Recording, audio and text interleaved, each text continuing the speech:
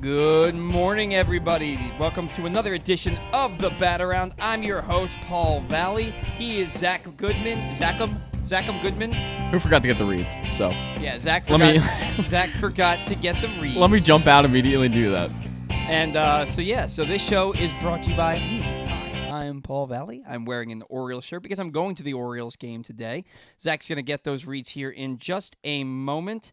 And in the meantime, the Orioles got their brains blasted in last night, 13-1 at the hands of the Seattle Mariners. And what a game. Honestly, in the first inning, I thought that Kyle Gibson's stuff looked good. He made Julio Rodriguez look foolish on a strikeout in the first inning. I thought his stuff looked good. Second inning, let's be honest here, a run shouldn't have scored in that second inning. There was a ground ball up the middle that to Adam Frazier's backhand side. And yes, the ball was hit hard, but not hit so hard that he shouldn't have fielded it. The ball goes right under his glove. It would have been a tailor-made double play. They would have been out of the inning without allowing a run to score. Yeah. Instead, it goes under his glove. The runner from first goes to third, scores on a sacrifice fly. No, that was the next inning. He scored on a base hit. Okay, yeah. Right. Then the next inning, a run scores on a sacrifice fly that was maybe 45 feet behind the infield, and Austin Hayes didn't even try to throw home. One of the better arms in baseball in the outfield doesn't try to throw the ball home, and the guy scores. Yeah. I understand why he didn't throw home. He didn't throw home because there was a guy on first base, and he doesn't want that guy taking the extra base if he doesn't get the guy at the plate. My argument is, if you nab that guy at the plate, you're out of the inning, and now your team has all of this momentum heading into the next inning because you just made an exciting play at the plate. Well, not saying that I mean, you have the chance to turn a double play there. Like you got to try to make that play if you can. Like there is really no excuse for it. If you have two outs, which as he catches that ball, you have two outs.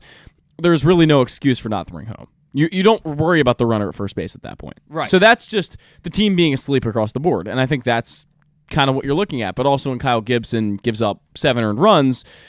5. He gave up 5. Sorry, excuse me. He gave up 7 hits. 7 hits. That's what it was. I look at that and I go, that gets you out of this game pretty quickly in not even 4 innings, and that gets you almost out of the game. So when the offense has been kind of sputtering as it has over these past few days, you look at Austin Hayes and it's just another product of this team being asleep right now. Your team has not been scoring a ton of runs. No. Yeah, you go back and you've scored 8 runs in that game against Tampa Bay. Yeah.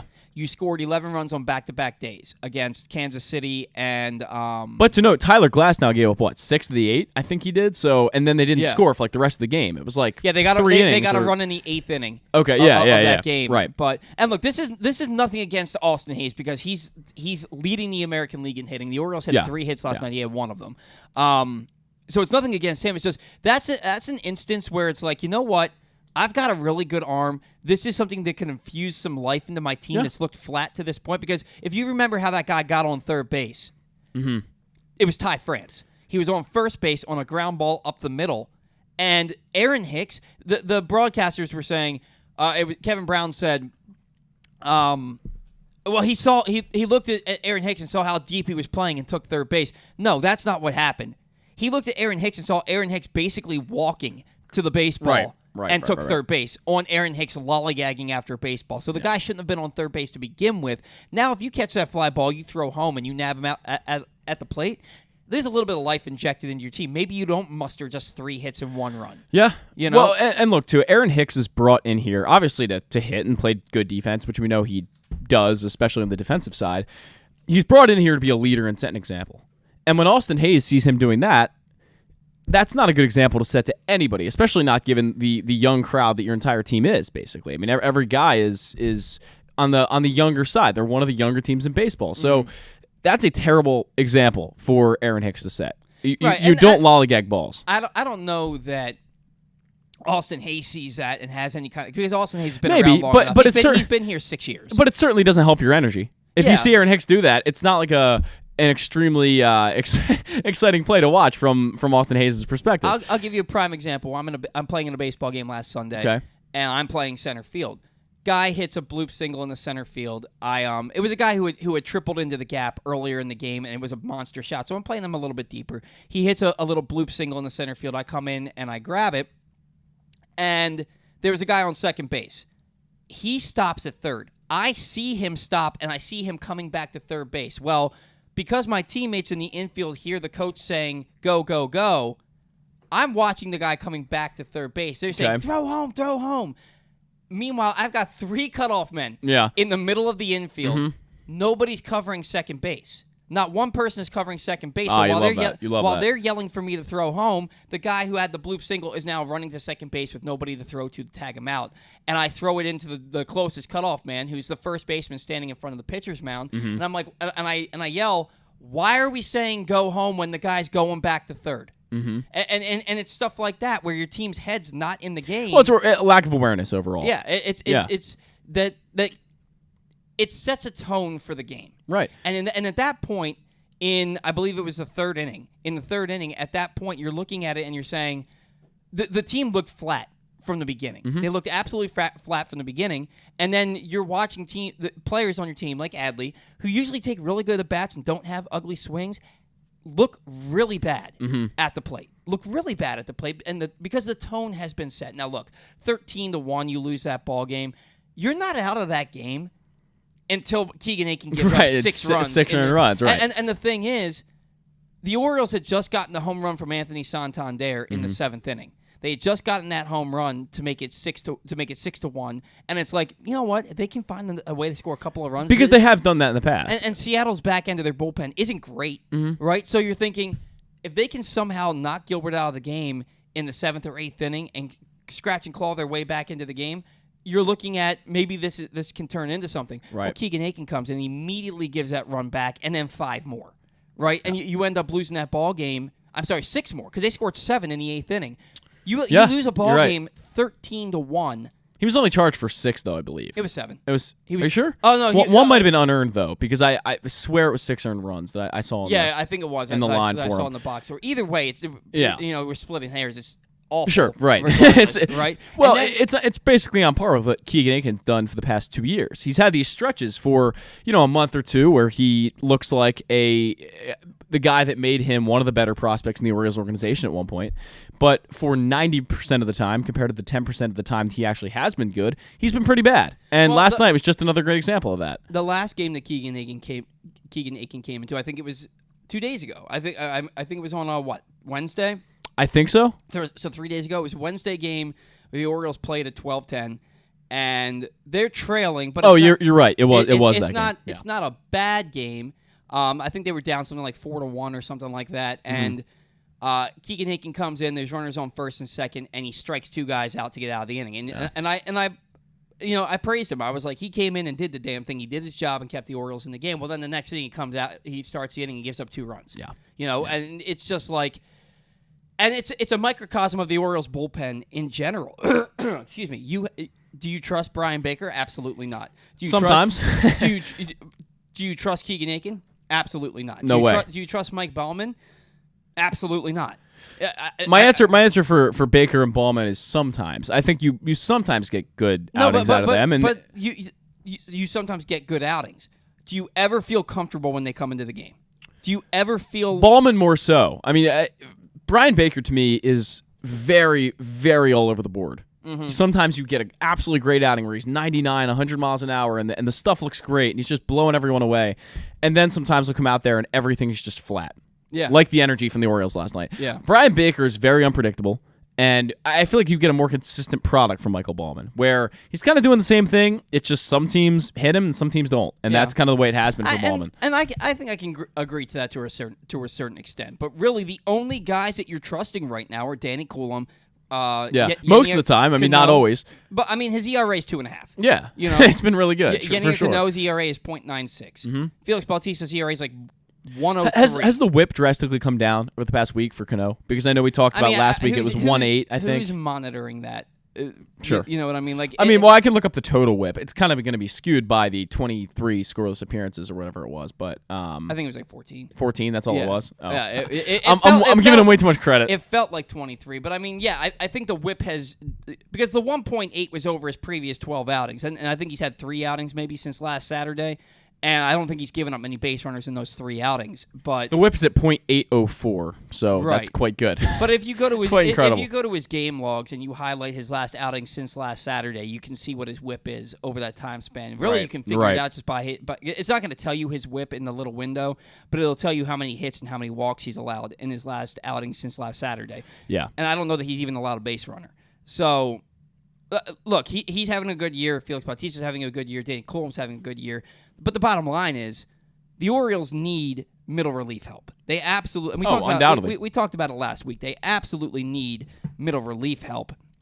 And but that doesn't even matter if your starting pitching is letting you down, which arguably your two best and most consistent starters this year have been Tyler Wells and Kyle Gibson. Oh yeah, and for sure. Their last 2 outings they've combined for 8 innings and 9 runs allowed.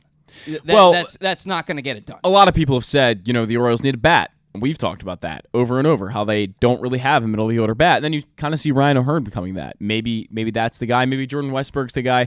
Maybe it doesn't come from outside of the organization. Then starting pitching, that's arguably much more of a need right now. But I think middle relief help is where you're really going to see the Orioles actually capitalize at the trade deadline. That's the most realistic option because, number one, it's the easiest to get. You look at Danny Coulombe. He was picked up the day before the season started or the day off. I can't remember which one it was.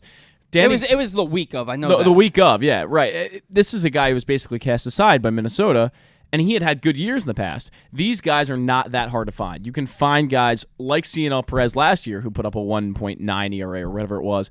They may not last for a long time, but they might give you immediate help where you need it. So I think the Orioles, that's their most realistic trade opportunity when it comes the trade deadline. And August 2nd this year? Yeah. That's a very realistic opportunity for them and to get guys like Keegan Aiken and CNL Perez out of the bullpen and replace them with better options. Yeah, and lost in all this is CNL Perez was really good last night. I don't buy it.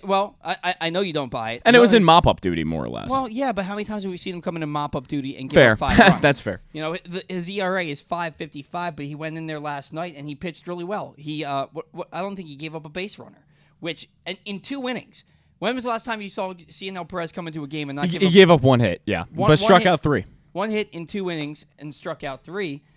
It's probably maybe his best outing of the year, and maybe because it's a low pressure situation for him, and maybe he's not thinking as much. But if they can get him going, that's a big help. At this point, he's not going to end the year with an ERA that looks good. But if they can somehow find a way to get him going, it will. It's going to help this. It's going to help this team a good bit. Well, looking at it, the last time he pitched well was June 10th against Kansas City, where he threw 1 2/3, only gave up a hit, no earned runs, got 1 strikeout in that outing, and that's a hold for him because they ended up winning that game 6-1. That was a pretty good outing, but then he had an outing with 2 earned runs, then 2 earned runs again, and then finally last night has probably the best outing of his season or close to it. Yeah, well, it's reason for hope, I guess, but still in his last 4 appearances, 4 earned runs. Well, yeah, but I mean the one was just he had a big blow up one recently, right?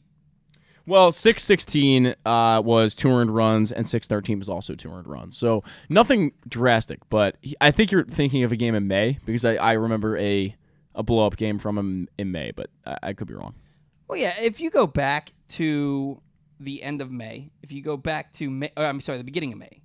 The beginning of May, from May 2nd through yesterday, he's had 16 games. The ERA is 5.06, but he has scoreless outings. Actually, if you go back to April 30th, he has scoreless outings in 1, 2, 3, 4, 5, 6, 7, 8, 9, 10, 11 of his 16 outings. Wow. Okay.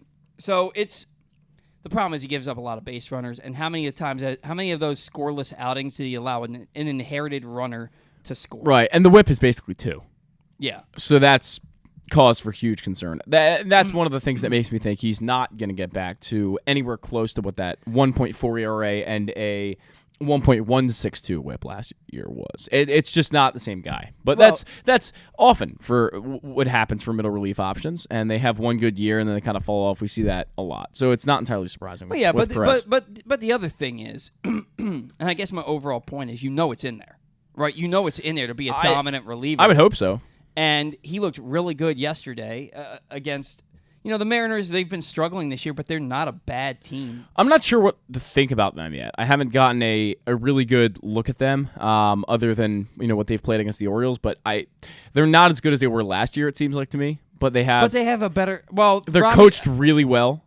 And they lost Robbie Ray. They did lose Robbie Ray for the year, I believe. I would think that they should be better than what they were last year. They should be. I mean, on paper, they would be. But, until last night, Gilbert hadn't pitched well this year.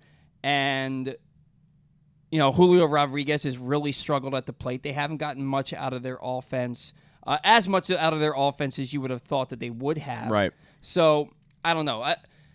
The Mariners are also kind of one of those teams where they kind of do this, right? Where they kind of they look flat the first half of the year, and then right around the All-Star break, they start to pick things up. Well, they're very much like the Blue Jays to me.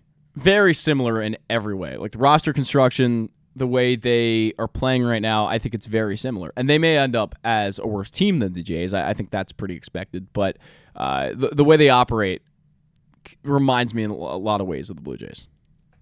Yeah. Yeah, I don't know. The Blue Jays are so confounding to me because they have so much talent. They do. I mean, arguably the most talented roster. Same with the Padres and the Blue Jays are right up there with the most talented rosters in baseball. Which is crazy because in the Padres instance, they have Bob Melvin as their manager. They have no reason to not be a really good team. They get injured often. I mean, there's some guys on that team, like obviously Fernando Tatis missed so much time in the past 2 years that's part of the reason I think last year really threw them off. But he missed all of last year because of steroids. So is that what it was? I thought it was the motorcycle thing, or was that 2 years ago? No, he got popped for PEDs last year. I know he did, but I didn't know if that was the whole suspension or if that was injury and suspension. So, and that's why he missed the beginning of this year. So last year he had the motorcycle incident where he had the year before he had the shoulder issue where that's what it was. He separated his shoulder on a wild swing, and then he comes back. Then he breaks his wrist in a motorcycle accident, and then as he's on the comeback trail, gets popped for PEDs, gets suspended for 80 games, which lasted all of the rest of last year and into this year. That's why he didn't play for the first month of the season. And look, but a team that has Juan Soto, Manny Machado, Fernando Tatis, there's no reason that they shouldn't be well above, especially when you look at the rotation they have and what Blake Snell has been doing recently. There's no reason for them to be as bad as they are. Well, Manny Machado was on the injured list for a little bit, but I'm just looking at his numbers right now, and he's been very average this year across the board. OPS of 710, his on base is 297. That's for Manny Machado. That's probably the worst year of his career. I would think he got off to a really slow start. When he came off the IL, he's been playing a little bit better since he came off the IL. But 50 to 15 strikeout to walk ratio, though, that's quite concerning, especially for Machado, who really historically has been not a horrible approach at the plate and walked quite a bit in his career. I mean, 528 career walks already over just 12 years. That's pretty good numbers. He and Bryce Harper have identical numbers. Oh yeah, I saw that stat the other day. Across the postseason, across other things, they've been very similar. Yeah. Manny's on a Hall of Fame track. I wonder how much of it is. There was the whole thing with the contract in the offseason, so obviously the limelight's on him regardless. But then now it's, we just gave you an 11-year extension. Mm-hmm. You opted out. We gave you an 11-year extension for $360-some-odd million. Sure. Excuse me. That's going to keep you here till you're in your 40s. Basically, your career is going to end with the San Diego Padres unless they trade you. Yeah. And you finished second in the MVP voting last year when you had a really good case to be the MVP last year. How much is he trying to earn that contract, and how much is he trying to be the MVP this year because he missed out last year? It's got to be part of it for him. Yeah. I mean, he's probably pressing it every at-bat right now. Only 9 home runs so far in 60 games. The numbers are just not where Manny Machado usually is. And like I said, career-wise, it's probably, across the board, his worst season since probably 2012 when he was a rookie. And that's, he had a 294 OBP in 2012, and right now he has a 297. It's actually pretty similar numbers so far in about a 55-game sample size if you average it. 2017 wasn't great. I think he hit like 254 that year. 259, 310 OBP, 782 OPS. So he's still 72 points higher OPS than he is right now. Yeah, it's also still June. It is June. It's still June. He's gonna turn it on. This is only though the second time in his career that he's been under an OPS plus of 100. So that was his rookie year in 2012, and this year so far he's been at 97 and 98. So yeah, not healthy. No, exactly I think he'll get there. Yeah, I think he's Manny Machado. By the end of the year, he'll have like 25 home runs. So OBP will be like 310, 320. He'll probably have 30 home runs. He might get there. Yeah, he will. He's going to have 30 home runs. Want to remind you, today's show brought to you by PressBox Online Offers. Go to PressBoxOnline.com/offers now and get $150 in bonus bets from DraftKings after placing your first $5 bet. See this and other great sportsbook offers at PressBoxOnline.com/offers. A lot of people asking what Brandon Hyde, what team Brandon Hyde is watching. As he said yesterday, he thinks Jorge Mateo is a couple of at-bats away from breaking out. And here's the thing. Your knee-jerk reaction is, what the hell are you watching? His on-base percentage is sub-200 since May 1st. Yeah. He's got like 8 hits since the end of April. I read his OPS plus is like 13. Yeah. In that time frame. And Adam Frazier's is 22. Yeah. And they play every day. Right. They play every freaking day. When Jordan Westburg has already hit almost 20 home runs in the minor leagues this year. Yeah. And you have Joey Ortiz, who... You could literally fall out of bed and put up better numbers than that. You could fall out of bed. Paul, could you put up better numbers than that? I could. If you were in there right now? I could. No, I couldn't. My OPS plus would be like -8. All right. There is not a chance in hell that I could do. 108% worse than the average major league hitter. Well, yeah. That's something for you, I guess. Yeah. I guess, could it be worse? Could it be worse than that? No. I mean, you could be Chris Davis. Chris Davis is a far superior baseball player. At this I'm moment, I'm aware. Chris Davis walking out of the shower in a towel is a far better player than I am at any point in my life. Funny enough, Chris Davis in 2020 had an OPS plus of -8. Did he really? He actually did. Wow. He actually did. Wow. That was through 16 games. He hit 115 with a 164 on base percentage, and his OPS plus was -8. So Jorge Mateo is looking pretty good right now. That's awesome. The -8's a random number I threw out there. Yeah. You asked me about Chris Davis. -8. That's what he had. That's awesome. So I couldn't even do -8. I would be at like what, a -372, something like that. Yeah. Has anybody in their entire career ever swung and missed at every pitch they saw? Because that would be me. Probably. That would be me. Yeah. You know, I can tell you right now, I can't hit a 95-mile-an-hour fastball. I can't do that. I mean, you might make contact. It just may be like a 10-mile-an-hour exit velocity. If I know you're throwing a 95-mile-an-hour fastball and I know it's coming right down the middle of the plate, and I get my swing started early, I could probably put solid wood on it. Okay. I could probably put solid wood on it. But the thing is, I'm never going to know that that's coming. I'm never going to just say, oh, this guy's throwing me a 95-mile-an-hour fastball right down the middle. Yeah. Let me start my swing as he literally steps back on the rubber. Like, as he's, you know how like when you wind up, you put your left foot back? Yep. As he's doing that is when I would have to start my swing. Yeah. Basically, yeah. Yeah. There's not a chance. Anyway, off the rails. The whole point is, Brandon Hyde said he thinks Jorge Mateo is a couple of at-bats away from breaking out. He's not the player he was. He's never been and is never going to be the player we thought he was in April. He's had 2 stretches in his entire career where he's been that player, right? Yeah. And they both lasted about 4 weeks. What's Brandon Hyde supposed to say? When they ask you about your starting everyday shortstop, what are you supposed to say? Right. I get that. Right. I get that. That was going to be my argument. Immediately, that's what I would go to. The fact of the matter is, they've got to do something here soon. Yeah. I tweeted about this. Baltimore Orioles fans have this thing where they fall in love with underperforming middle infielders. Because we saw it last year with Rougned Odor, and we're seeing it this year with Adam Frazier.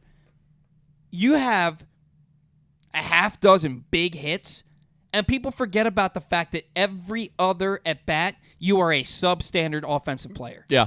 And then last night, Adam Frazier's defense cost them a run. Right. So now you're looking at it, you're making errors in the field, you're not putting the bat on the ball. He's hitting 220. His OPS is like 660. Mm-hmm. Then you look at your starting infield can't hit their way. Your starting middle infield can't hit their way out of a wet paper bag. Yeah. Meanwhile, you've got your minor league player of the year from last year tearing up AAA. Now, look, he struggled a little bit recently. His average is down below. He was hitting over 300 all year, and his average is now down below 290. But he hit his 18th home run last night. He had a couple of hits. He's tearing. You're not going to tell me he can't be better offensively than Mateo and Frazier. And Ortiz hasn't seen the field in like a year. Well, I look at He's it. getting the Kyle Stowers treatment. Forget Ortiz for a second. I look at the Westburg argument and you go, every number, if you look at it, has basically improved since 2022. Better batting average, better OBP, better slugging, slightly worse OPS, but actually, no, I'm sorry, better OPS. There's nothing left to prove. He's been there for a year in Norfolk. Mm-hmm. He's done everything you could possibly ask him to do. The defense has been good enough. The power's been only increasing. At 27 home runs last year. He's probably going to hit 30 this year if he stays in the minor leagues. Maybe 35. This guy's done everything you needed him to do. And Jorge Mateo is doing everything you can't have on a playoff contending baseball team. Yeah, and at some point, yes, you want to be strong defensively up the middle. But they will be. Jordan Westburg's not no slouch there. And if he's going to play second base for you, he's a good second baseman. You can put Gunnar at shortstop. Or you can put Ortiz at shortstop, and I guarantee you, you're getting more offense out of Ortiz than Mateo, and you're not losing anything defensively. You're really not losing anything defensively. So at this point, what are we waiting for? And for those people that are saying the Orioles don't want to call these players up because they don't want them to lose trade value if they're not good, that's not a thing. There's no justification here. There just isn't. That's not a thing that teams do. No. They're not going to not bring up a player that's going to make their team better because, we want to trade him. If anything, Major League experience is going to make him more attractive. Yep. Because the team's going to go, okay, he's been up here for 35, 40 games. That makes a lot of sense. He has Major League experience. We can plug him right into our shortstop hole that we have. Whatever they want to do. I think that makes him a very attractive player. And not only that, the minor league numbers they speak for themselves with Jordan Westburg. Yeah.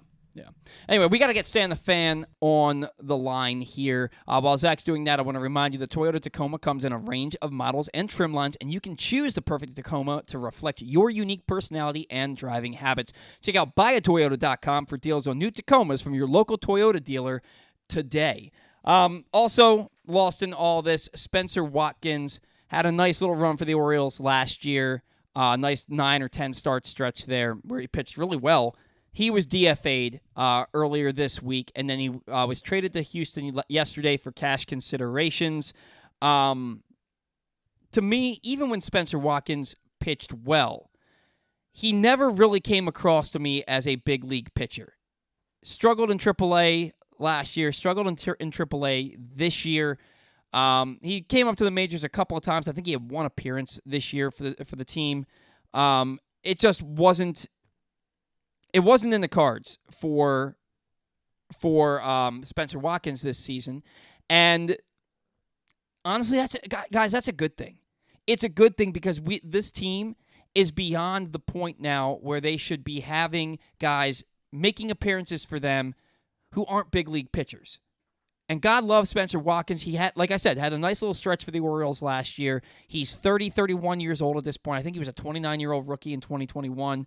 And that's just not a pitcher that we want to see on the Orioles moving forward. This is a playoff caliber baseball team, and they need to start having players that indicate that. So, God loves Spenser Watkins, great guy, just not a great big league pitcher. And it's so funny how it's kind of like the Adam Frazier and Rougned Odor thing, where we fall in love with these guys because they have moments of glory for your team, but overall aren't good players anymore. And Spenser Watkins is one of those guys. Spenser Watkins came up for his first, 8 starts and was very good. Like, very good in a lot of ways. I think his ERA was like 3.10, 3.20. The whip was good, and then he fell apart. And we haven't really seen, and he's had maybe 1 or 2 stretches since then, since his rookie year. But I haven't seen a lot from Spenser Watkins that is going to make me upset here. Also, I can't seem to get Stan on the line, so hopefully we get a call back here in a second, and we'll figure that out. Yeah, and actually, Spenser Watkins did not have a big league appearance this year. Okay, right. Well, he got called up for long relief, but then he didn't end up coming in. He got called up a couple of times, but never came in. I remember him warming up in a game, but never actually got the call. But let's go back to last year for Spenser Watkins, because there was a point last year where Spenser Watkins was a big part of the Orioles' rotation. Yeah, he was. He was. He did for about a 10-game stretch. He had a nice run, and it wasn't his first 10 starts. So last year, Spenser Watkins, he went 5-6 in 23 games, 20 starts with a 4.70 ERA. There was a point where he started really good, and then he started to fall apart, and then he had a nice run in the middle of the season. Yeah. But never really put it all together for a full season for the Orioles. And honestly, when you look at what he was, what he did last year. So let's see, his ERA in his first 4 starts was 2.55.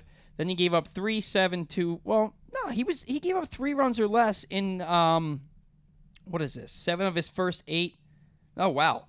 He actually had a really nice stretch here. He gave up 3 earned runs. No, he did at one point, but or less in in every start but one through the beginning of August. Right. And then in August he started to fall apart, and then in September he was just awful. He was just awful in September.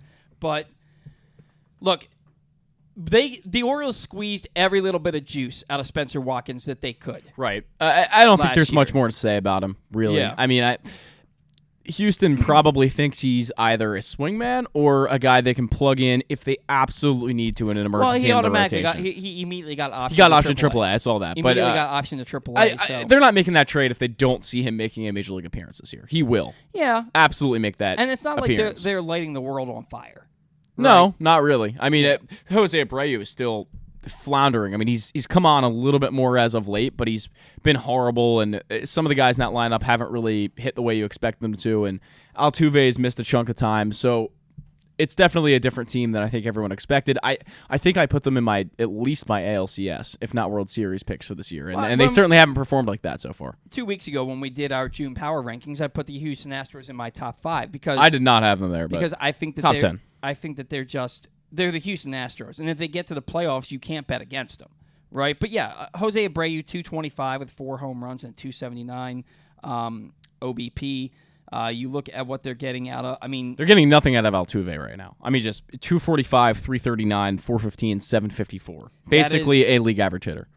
108 OPS plus. I mean, 8% better. He is far and away better than what the Orioles are getting out of their middle infield. That's fair, but I think that's a pretty low bar when you look at Mateo's numbers. I mean, Mateo's numbers have to be among the bottom 3 shortstop numbers across the whole league, I would think. Yeah, offensively, he's been awful. Yeah. He has been, and it sucks, man, because you watched him towards the end of spring training, and he looked like he had figured something out. A little bit of swing change, approach change, yeah. And he wasn't missing sliders. Right. Now he can't touch him. There was an at-bat against Tyler Glasnow the other day where he threw the exact same pitch in the exact same location 3 consecutive times, and Jorge Mateo's swing was the exact same swing. Each and every time, and he missed the ball each time by at least 4 inches. I mean, what it is a pitch recognition thing. Like, he just doesn't see it out of the hand clearly. And Ryan Mountcastle might as well be the same way. They both look the same when it comes to sliders. A lot of huge swings and little results out of them when it comes to sliders. They really just don't see the ball well. And that's a problem that is going to be kind of hard to teach at this point in their career. I think. What the issue there is, they're swinging at these sliders like they're fastballs. Right. They're seeing it out of the hand, and they're thinking fastball, and they're not close. By the time that bat comes through the zone, that slider is 5-6 inches off the plate. Yeah. Away. And they're swinging at it every single time. God, man, what's happened with Ryan Mountcastle is like so disappointing. It is. Because when he came up in September of 2020, and he immediately hits 333 with a 389 OBP. Yeah. He hits 5 home runs, and you're like, oh my God, this guy's the real deal. He's going to be and then the next year, cornerstone hitter, He gets off to a rough start in April, but then hits like 280 the rest of the year. He hits 33 home runs, sets an Orioles rookie record, leads all rookies in home runs, and he's a... I don't think he finished it even as a finalist for Rookie of the Year, but he won the Sporting News Rookie of the Year. Right? And you're like, all right, man, this is only his first full season. Then last year, just bad. Just bad all the way. And he wasn't through June. Through June, he was actually really good. And then July, August, and September, he looked like what he's looked like all year this year. And then you're thinking, okay, he looked a lot better in spring training. April, yeah, he hit 244 in April, but he was a highly productive. He had a 9 RBI game. Right, I know. He was a highly productive He went from like player. 10 to 19 RBIs in one night. And Mountcastle, by the way, I have to give a little credit to Matt Kremnitzer, because Matt Kremnitzer once said, I think it was the day Mountcastle came up in 2020, he tweeted, guys, I know you're excited about Ryan Mountcastle, but at the end of the day, he might end up a lot like Mike Moustakas. Yeah. And while I don't know if that's come completely true, especially defensively, I think he's a better defender than Mike Moustakas is. He's certainly hitting a lot like Mike Moustakas at the end of Mike Moustakas' career. So Yeah. Mike Moustakas' career is still a thing. Well, it is, but he's barely. Is he even playing every day? I don't think he plays, but he still exists in the world today. I don't know. I'm talking about like the last few years he's played actually full time, like which hasn't been. So he's played 47 games for Colorado this year. He's actually having a pretty good year. Funny enough, he's batting 270, 360, 435. But last year, 214, 295, 345, 640. And 74 OPS plus. That's what I kind of expect out of Mike Moustakas at this point in his career. That's kind of what I think Matt Kremnitzer meant as well when he said that. Yeah, and we're going to talk about it in Orioles banter. Ryan O'Hearn has just. I thought this guy was Stan for a second. I swear that I. See, I got you fooled. saw the guy. I only saw the little dog. I'm like, there's a dog walking around. I out thought there. that guy was Stan. Looked like Stan. I was like, oh, Stan's here. He's coming into the studio with us. But that's not the case.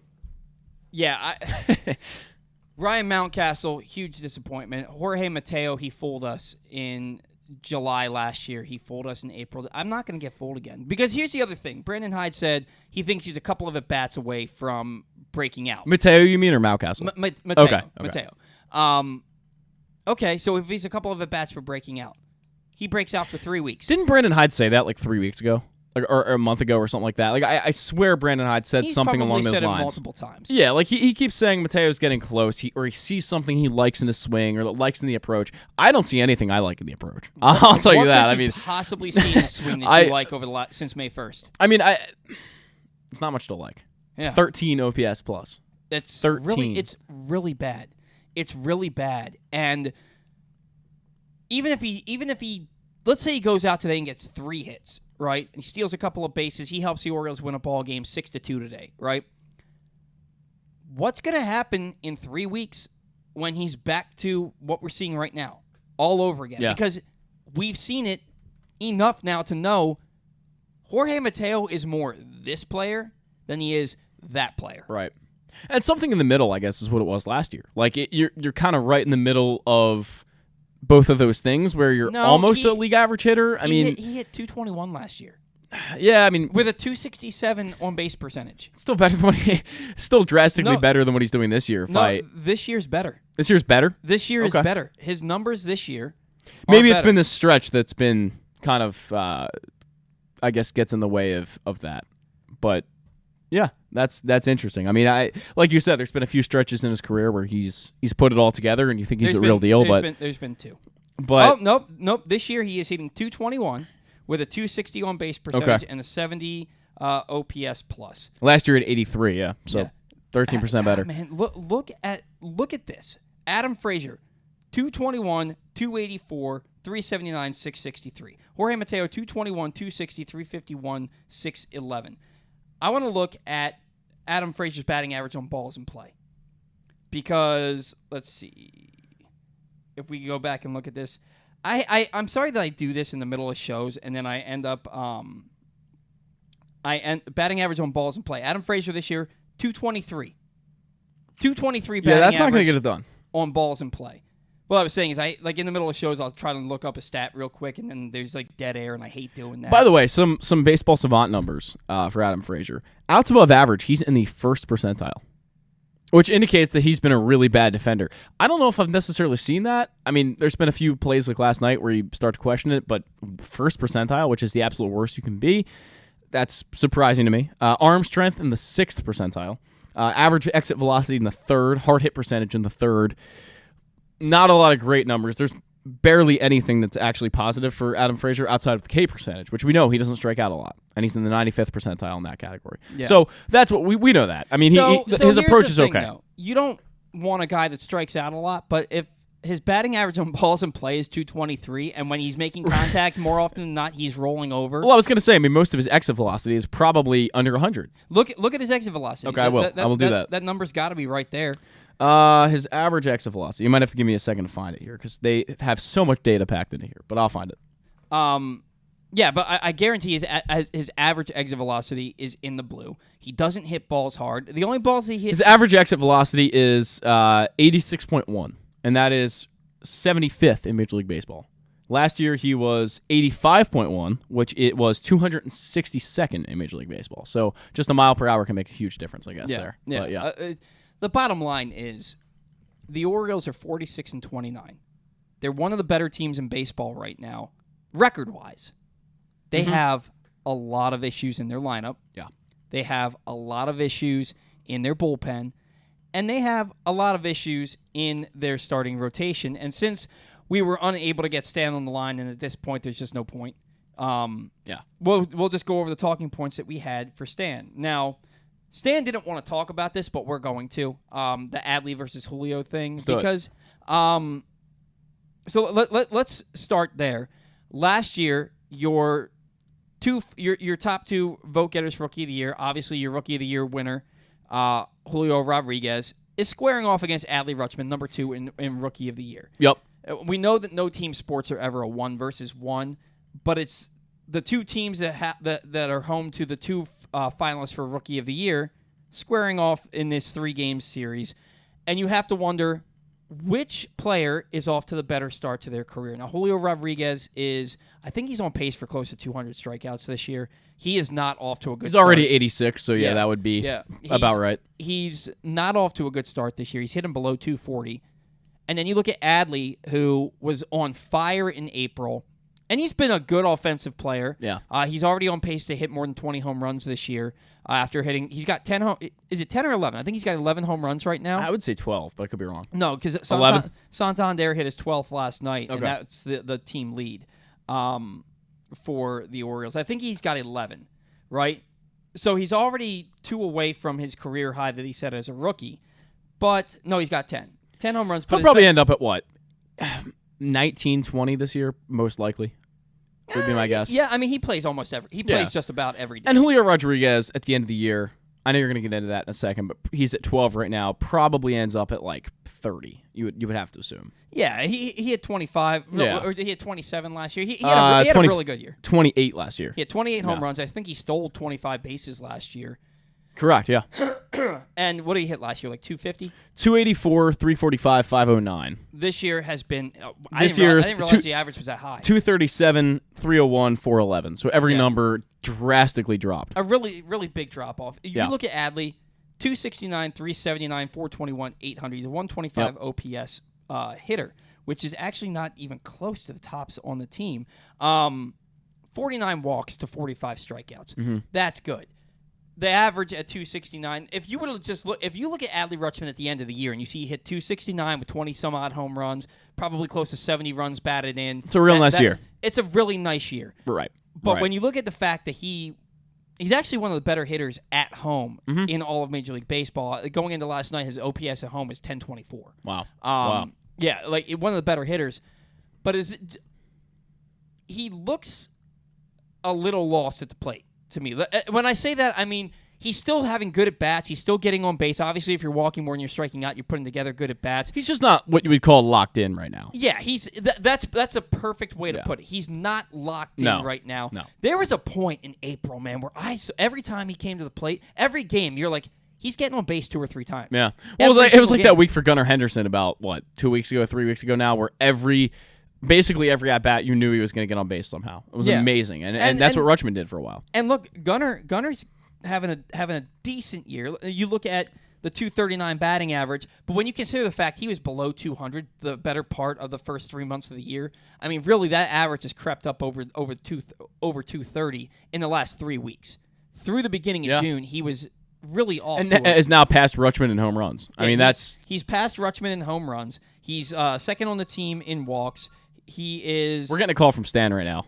Yeah. Yeah, we'll get Stan on the line. We'll talk with him for 10 minutes. We got Stan the Fan calling into the show right now. I'm not sure what happened there. Hope everything is okay. So we're going to try and get Stan on the line for 10 minutes. I want to remind you, today's show brought to you by PressBox Online Offers. PressBox is offering new sports bettors the best sign-up bonuses and promos from 7 legal online sports books. Go to PressBoxOnline.com/offers now and get offers like $150 in bonus bets from DraftKings after placing your first $10 bet, or up to $1,250 in bonus bets from Caesars. Time is limited to get the best offers from all of the sports books. Go to PressBoxOnline.com/offers and sign up today. Joining us better late than never, we have Stan the Fan Charles on the line. Stan, good morning. Everything okay over there?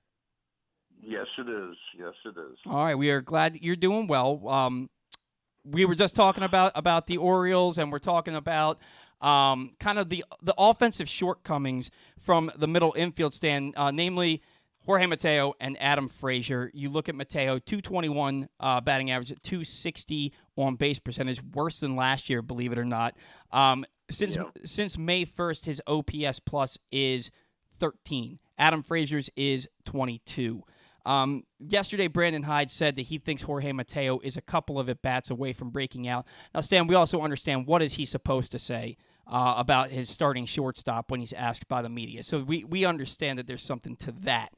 But at what point do the Orioles have to say, look, we cannot justify having these two guys in the middle of our infield and batting every single day? It's not that far off. I mean, Mateo's been very disappointing especially after getting off to such a great start for the first 3 weeks or so. Been very disappointing, and I'm just not sure when you make that move, but it seems like it's inevitable right now. Yeah, I honestly thought that it was going to happen heading into this weekend. You look at, everybody's been clamoring for Colton Cowser and for Jordan Westburg, who are having just incredible seasons at AAA. Honestly, probably not much left to prove down there. With Colton Cowser, you can at least understand that there's not really a spot for him because of everybody in the Orioles outfield is performing right now, and that's before you even get Cedric Mullins back. So really, where do you put him? You're not going to call him up to replace McKenna and be a bench outfielder that plays once or twice a week. But with Jordan Westburg, there's no reason for him not to be here at this point. When you have 2/3 of your non-first base infielders really struggling, you have Joey Ortiz on your bench growing spider webs. At some point, it's like, what are we doing here? What could be the possible reason, Stan, that Jordan Westburg hasn't gotten a call yet? I wish I could answer that. I really don't have a good answer for it. You know, I think one of the problems on this team is its bench, and I hear you with you don't want to bring somebody up, but they have sort of brought somebody up. They brought Joey Ortiz up to sit, most of the time. Yeah. So it seems like the rubber hits the road. I'm just going to say it pretty flat out. The Orioles have been surprisingly good this season.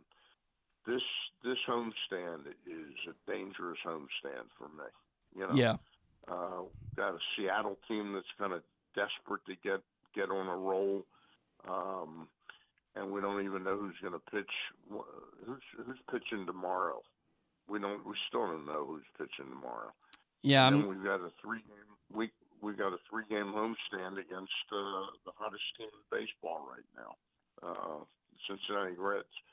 This is not a 9-game homestand where you want to go 3-6 or 2-8. Something like that. Yeah, and I think it's a very scary homestand. Yeah, to be honest with you. We still don't know who's pitching for the Orioles tomorrow. We know Dean Kramer is going today. I would think it's got to. To me, it's got to be Cole Irvin tomorrow. But didn't he just pitch in relief the other day, or did he not come in that game? I know that he came in and I can't even remember if he pitched an inning or not. You know what? He did. He came in relief on Wednesday, and he got the first two guys out, and they ended up giving up a run in relief in that inning. Right. And I don't know. I mean, Grayson Rodriguez, he just pitched 4 1/3 innings on Tuesday or Wednesday. I don't know. It probably wouldn't be him. I can't imagine who it's going to be at this point, Stan. And then that's a microcosm of one of you wrote an article this past week, Stan, about your midseason observations. And the first point that you made is that the rotation lacks a true number one starter and an innings eater. And I kind of, when I read that, I kind of combated it because as of going into last night, the Orioles have 4 starters with 13-plus starts. 3 of them have ERAs under 4. The other, in Dean Kramer, is 6-2 with a 3.33 ERA since the beginning of May. And three of those 4 starters are on pace for over 178 innings pitched this year. And the only reason Bradish isn't is because he missed a couple of starts with the injury. So they actually have been pretty consistent. But then you look at what's happened the last two games. Tyler Wells barely gets you through 5 innings. Kyle Gibson is just absolutely the worst he's ever looked in an Orioles uniform last night. Goes 3 innings, allowed 7 hits and 5 runs. And it really just magnifies your point that this team is really severely lacking a legitimate ace for the front end of this rotation. And now we don't even know who's starting for them tomorrow. Talk a little bit about the Orioles rotation, and can we trust that they're going to go out and get something done at the deadline? I was actually pretty shocked when you sent out your notes each week what you'd like to talk about, and I was very shocked that it was like 3 of these guys are on pace for 170 innings plus.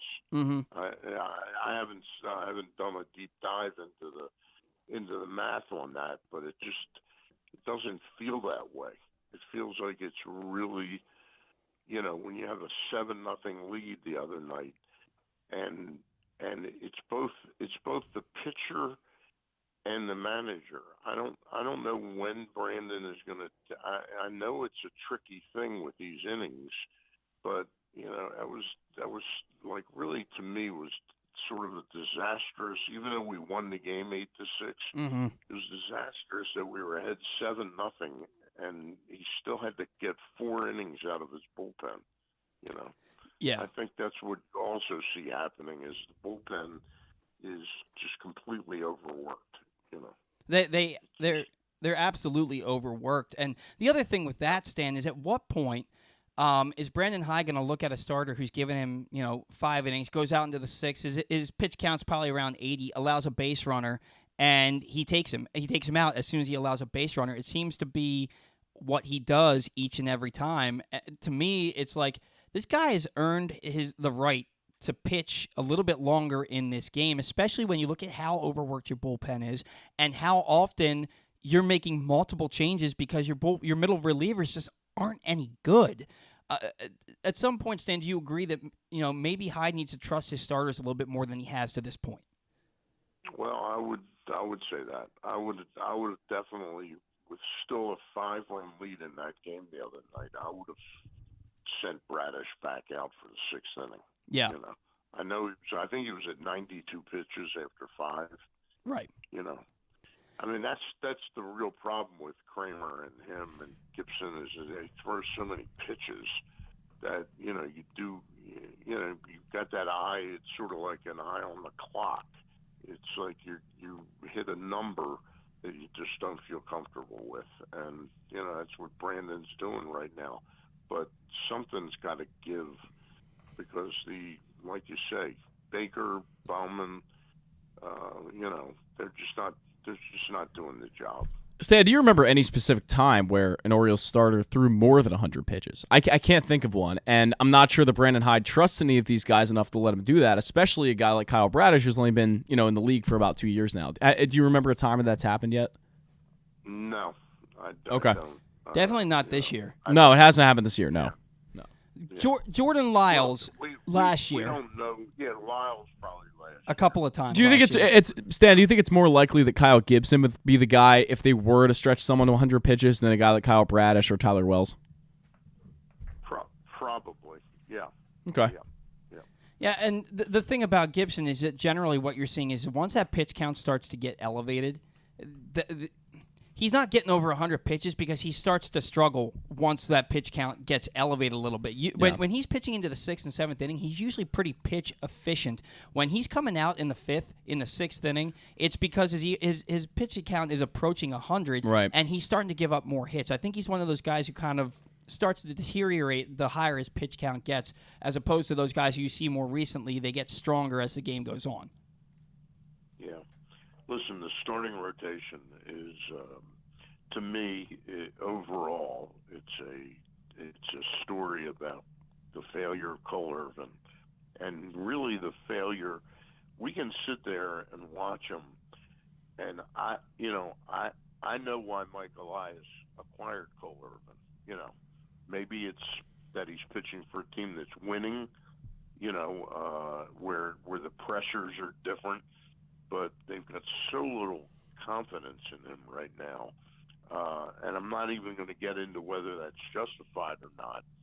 But then you have the failure of Grayson Rodriguez, and that's really why the rotation is sort of, I won't say it's in shambles, because you make a strong case that they're actually pitching pretty well for the amount of pitches they're throwing.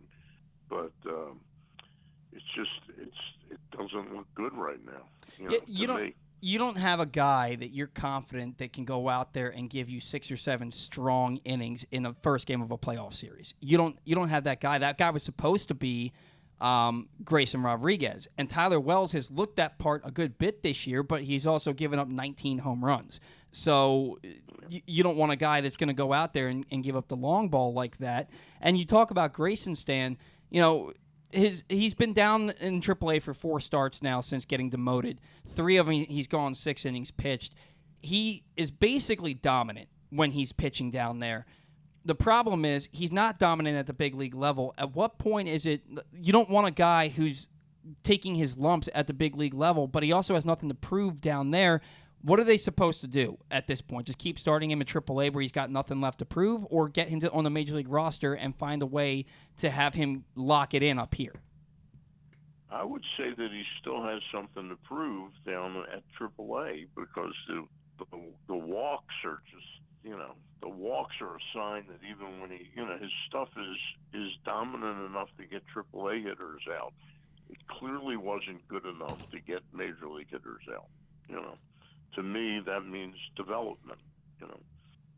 Yeah. I still think I still feel he's a very failed development, and I don't know who you blame for it. We talked about it a few weeks ago, but again, and I think a lot of teams have the same situation where they have a pitcher that isn't fully developed because of the pandemic. Mm-hmm. Yeah, and that's the really unfortunate thing. If you don't lose that year, maybe we're not having this conversation, because maybe the year that he's having. I don't think we are. Yeah. You've got two things. You got 2 things that really happened with him. You got the pandemic lost season, and then not that he didn't do anything, but it's a lost season of competitive, pitching. Sure. And then you have the injury last year, and those 2 things have conspired to really call into question when he will be ready for the major league level. How much? I just look. I've watched this with Kevin Gausman, who now is probably, we'd probably agree, he's probably a top 15 starter in all of baseball. Yeah. Would we agree with that? Absolutely. Sure. Absolutely. Definitely. He looked every bit as bad as Grayson Rodriguez did. So do I think he won't make it? Grayson won't make it eventually? No, I think he will, but I think development supersedes need, and I think this organization really jumped the gun on him being ready for the big leagues. How much do you think that injury has impacted him mechanically? Do you think that maybe there's something that he's doing to avoid that injury happening again? I'm not that sophisticated on pitching mechanics, but that's a possibility. There's no question about it.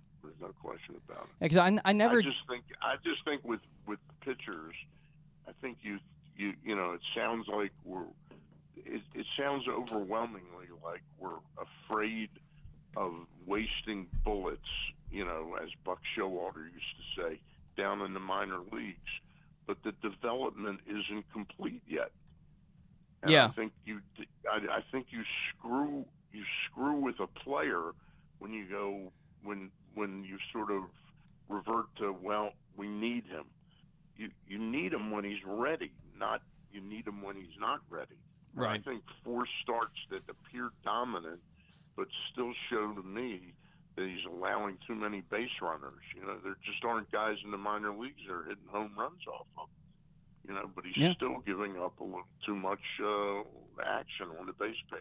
Yeah, you can't deny that. I can't argue against that. There's something that's got to happen, which leads to our next and final point for this segment, Stan, and that's Mike Elias has expectations from the fans that he has to meet at the deadline this year. For me, I don't know that he's going to go out and get a legitimate number 1 starting pitcher, because I think that there's just going to be too many teams that are looking to do the same thing. And what pieces is he really going to want to part with? I think more than likely he's going to get a big time reliever or two to put into this bullpen, because he's looking at what we talked about with the rotation, where in June they've pitched to a sub-4 ERA and they're pitching well into the 6th inning on average. He needs somebody that's got to bridge that gap to Cano and Bautista. What can we realistically expect out of Mike Elias? And do you think that with the expectations of this team to go out and put themselves over the top, that he's going to live up to those expectations? I was thinking about this last night at the ball game as I watched Kyle Gibson. And to me, I've gone through a bunch of the names. We'd certainly love Corbin Burns, but Milwaukee's going to be in the hunt, so they're not likely to give him up. And I think of Eduardo Rodriguez, who's got that opt-out next year. The more I think about who they could get, I think the White Sox and Giolito that is a move that might get made. That's my opinion. Yeah, and I think Lucas Giolito will be a really nice fit for this team, and he's one of those guys who's not too far removed from being a Cy Young candidate. He's got a 2.3 WAR this year, 3.41 ERA for a bad White Sox team. That's a move that I could see happening. What's it going to take to get somebody like that, though? I'm not sure. Yeah, I'm not sure what it's going to take to get. I wish it would take Ryan Mountcastle on the prospect, but I'm just not sure. I'm thinking it's got to be 2 or 3 pieces, and maybe you get another bench player in the deal or something like that coming back to us. He just seems like the right guy. He is a free agent at the end of the season. He's making $10 million this year. Somewhere down the road, the Orioles have got to be prepared to pay a pitcher like $20 million a year. Yeah, Maybe it's a 3-year. The way you structure the deal, maybe you can get him on a 3-year, $65 million deal, but maybe the front end is a little, less. Maybe he goes from 10 million to 15 next year, but that seems like the guy to me. Yeah, maybe you package. But I don't know. I don't know what the package is. They clearly need a second baseman. Mm-hmm. So maybe Ortiz is in the deal, but Ortiz is not exactly shining bright right now with him. With the way he's playing with the Orioles. And it's not a fault of his, but I'm just saying he's not hot. So is Westburg the guy? I don't know. Yeah, I'm wondering if you include in that Giolito trade the reliever Keenan Middleton, and you send them maybe Ramon Arias, Joey Ortiz, and maybe a pitching maybe like a what's his name, Jean Pinto, or something like that. Maybe that's something that helps you get that deal done.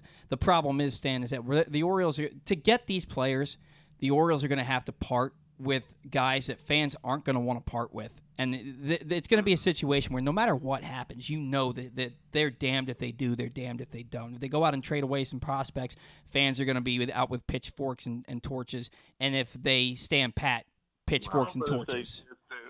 Why would they be damned if they do? If Giolito or somebody else came here and was a lot better than what they have. Oh, I don't mean that. I mean from a fan's perspective. I don't think overall. I just mean from a fan's perspective who doesn't want to part with a Joey Ortiz and a Jordan Westburg would be upset about it, even if it is the correct move to make. That's all I meant by that. Right. But Stan, what do you got coming up? Go ahead. It's a tricky needle they've got to thread, and the question is really, are they ready to really be a big time contender, or are they going to sort of recede and not get it done this year? And I don't know. This homestand, it's got me a little nervous. Yeah, it's for the first time this year, especially with the Reds coming in who have won 12 straight, including a big win over the Braves last night. What a game last night! What a game! Yeah, and that kid Dela Cruz gets a cycle in 6 innings. Wow. Yeah, he's been absolutely incredible. Only the 4th time in Major League history, Stan, where a game featured a guy hitting for a cycle and 2 different players have multi-homer games. It was an absolute spectacle last night. Stan, what do you got coming up this week? I got the Zooms on Monday and Thursday. Thursday, we're going to have one of the handicappers for Superbook.com. It's going to be with us. Jay Hargity is going to be with us. All right. We will look forward to that, Stan. We will talk to you next week. Enjoy the rest of your weekend. All right. Thank you, guys. All right. See you. Bye. That was Stan the Fan Charles, who has changed up the format for his weekly shows. Now, every Monday at 6 p.m., Stan will be joined by former Orioles pitcher Ross Grimsley and PressBox's managing editor Luke Jackson to break down the latest with the Birds. Every Thursday night, Stan and Gary Stein will chat with a different newsmaker from the world of sports. And this week, Stan and Gary caught up with CFG Bank Arena general manager Frank Remish. You can watch the shows live at Facebook.com/PressBox or find them the next day at PressBoxOnline.com/video and YouTube.com/PressBoxOnline. So join Stan, Ross, and Luke Jackson this Monday and every Monday night at 6 p.m. We got to catch our first break, long overdue. When we come back in, Zach will sound off, and we'll go over the payoff pitch around the league. That's next on the Bat Around.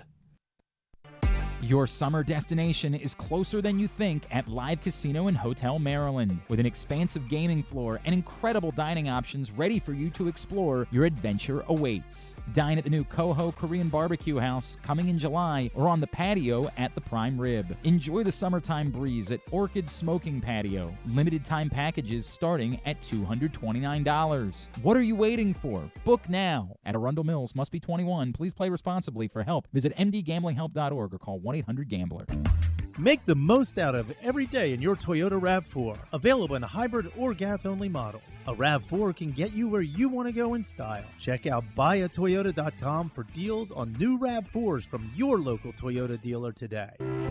The latest edition of PressBox is available now. On the cover, Dave Ginsburg remembers Goose as he looks back on the impact that late Tony Saragusa had both on and off the field here in Baltimore. Plus, he explains how Goose's kids are working to continue that legacy with the Goose Flights program. Also inside, Todd Karpovich profiles the path Tyler Wells has taken to becoming a star in the Orioles rotation. And you'll find a special summer travel guide with information about events and activities throughout the state. PressBox is available for free at over 500 area locations, including 60 Royal Farm stores. And you can always find the entire edition, as well as the best daily coverage of the O's, Ravens, and Terps at PressBoxOnline.com. That first sip. That first bite. Start your day off right with a delicious breakfast at Royal Farms. Choose from a fantastic selection of fresh Royal Farms breakfast sandwiches and top it off with a rich hot cup of the freshest coffee in the world. At Royal Farms, breakfast is available day and night. It's the freshest breakfast in the world. Real fresh, real fast. Royal Farms. Costas Inn has been serving up delicious steamed crabs for over 50 years. Lately, the crabs you want to eat when the weather warms up have gotten harder and harder to get. So get your crab eating game plan in place. Make sure to stick this number on your fridge, 410-477-1975. Call ahead and reserve the size crabs you want. You may be able to walk in, but you may also be disappointed at the size or maybe even get shut out altogether. So call ahead, have a plan, and then arrive on your crab eating vacation. Costas also has delicious crab soup and crab cakes. The Costas Inn at 4100 North Point Boulevard. For more than 50 years, they've been satisfying crab lovers in and around Baltimore.